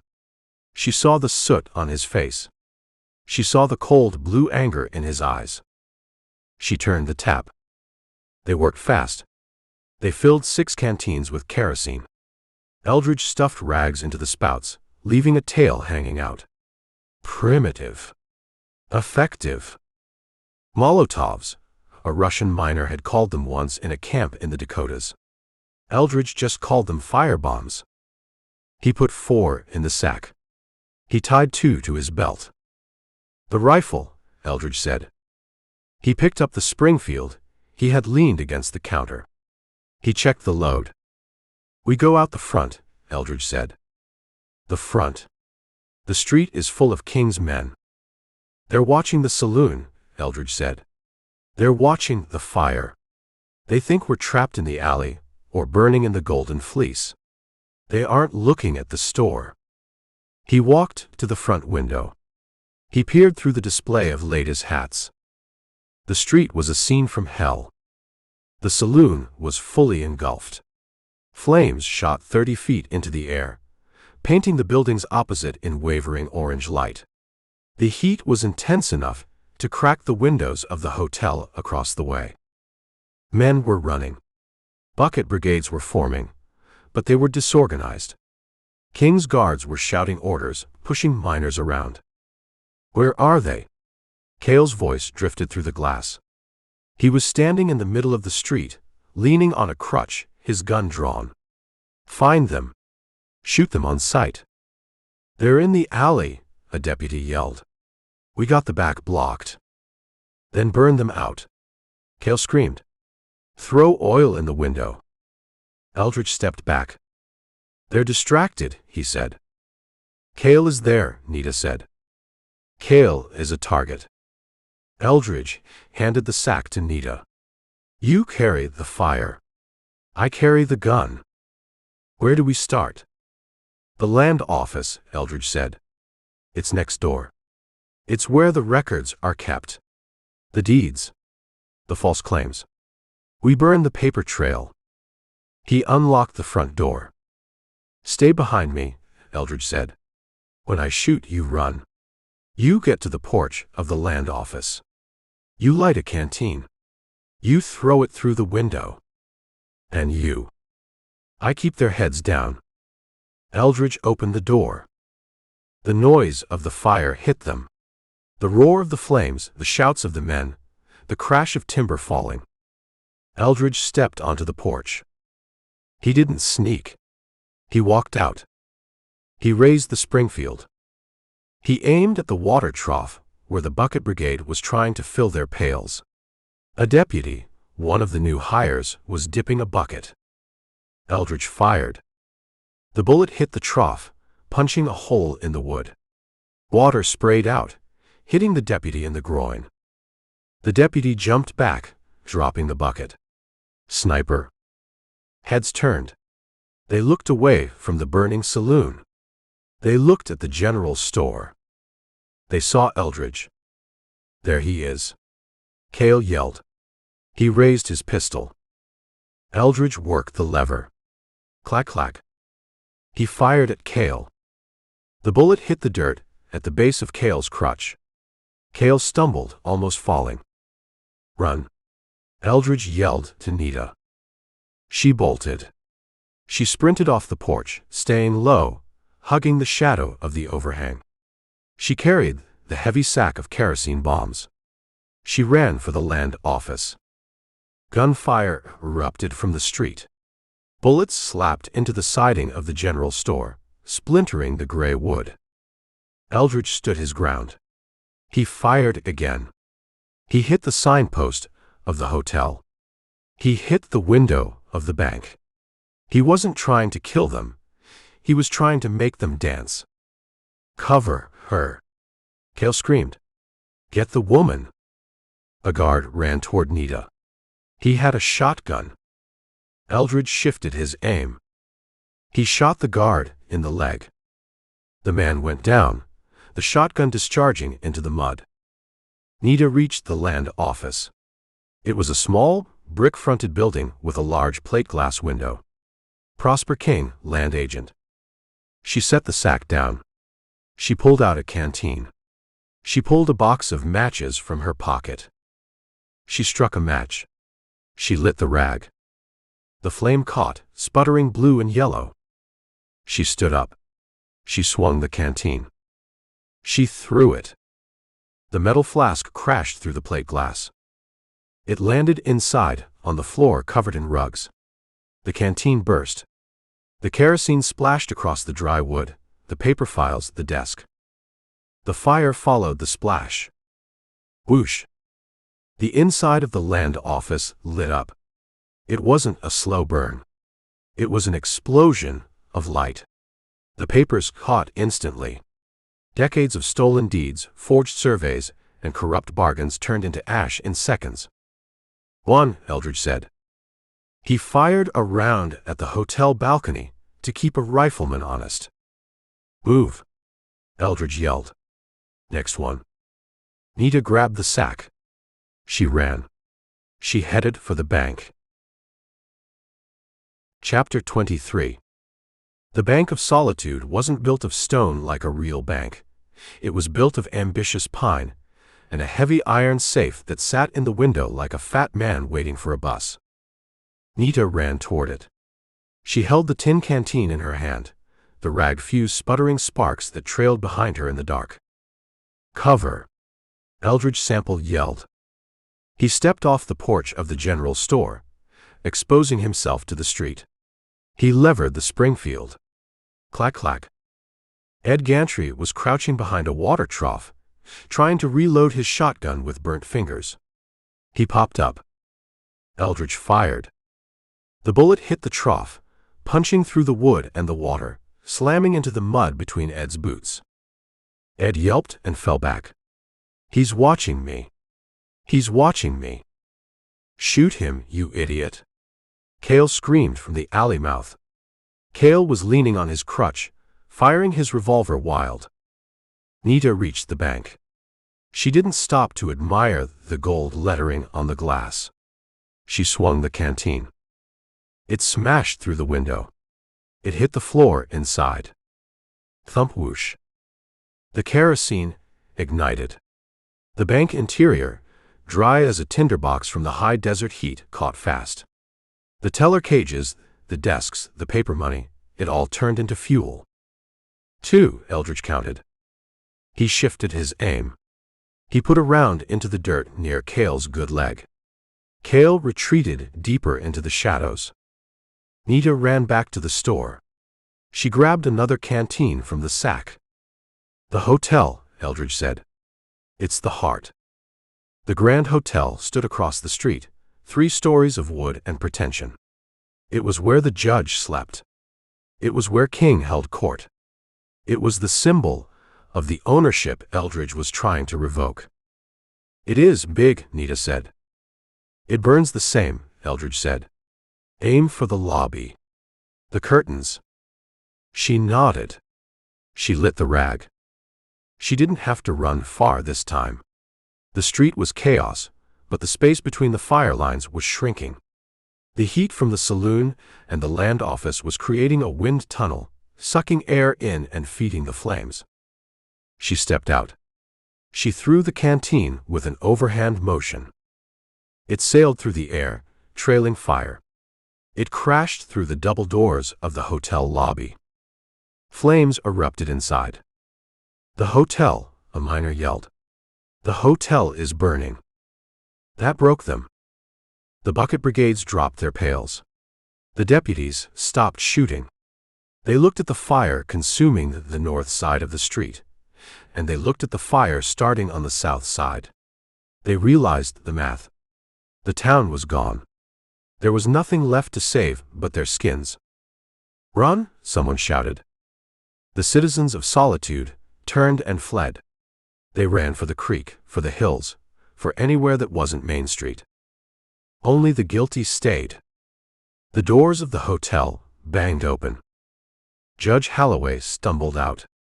He was clutching his valise, coughing, his eyes streaming. He looked terrified. He looked like a man who had realized that his authority was flammable. "My papers!" Holloway screamed. "My docket!" He ran into the middle of the street. He spun around, looking for safety, but there was only fire. Then King came out. Prosper King didn't run. He walked out of the burning lobby, shielding his face with his arm. He held a metal lockbox under his other arm. The gold. He stepped onto the boardwalk. He looked at his town. The land office was a torch. The bank was a furnace. The saloon was a memory. And now, the hotel was joining the choir. He saw Eldridge. Eldridge was standing in the middle of the street now, the Springfield held at his hip. The firelight painted him in shifting shades of orange and black. "You," King roared. You burned it. You burned it all. I just lit the fuse, Eldridge said. You built the pile.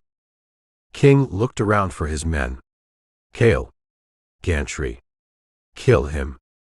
Cale stepped out of the alley. He was limping bad, using the crutch like a third leg. He raised his gun.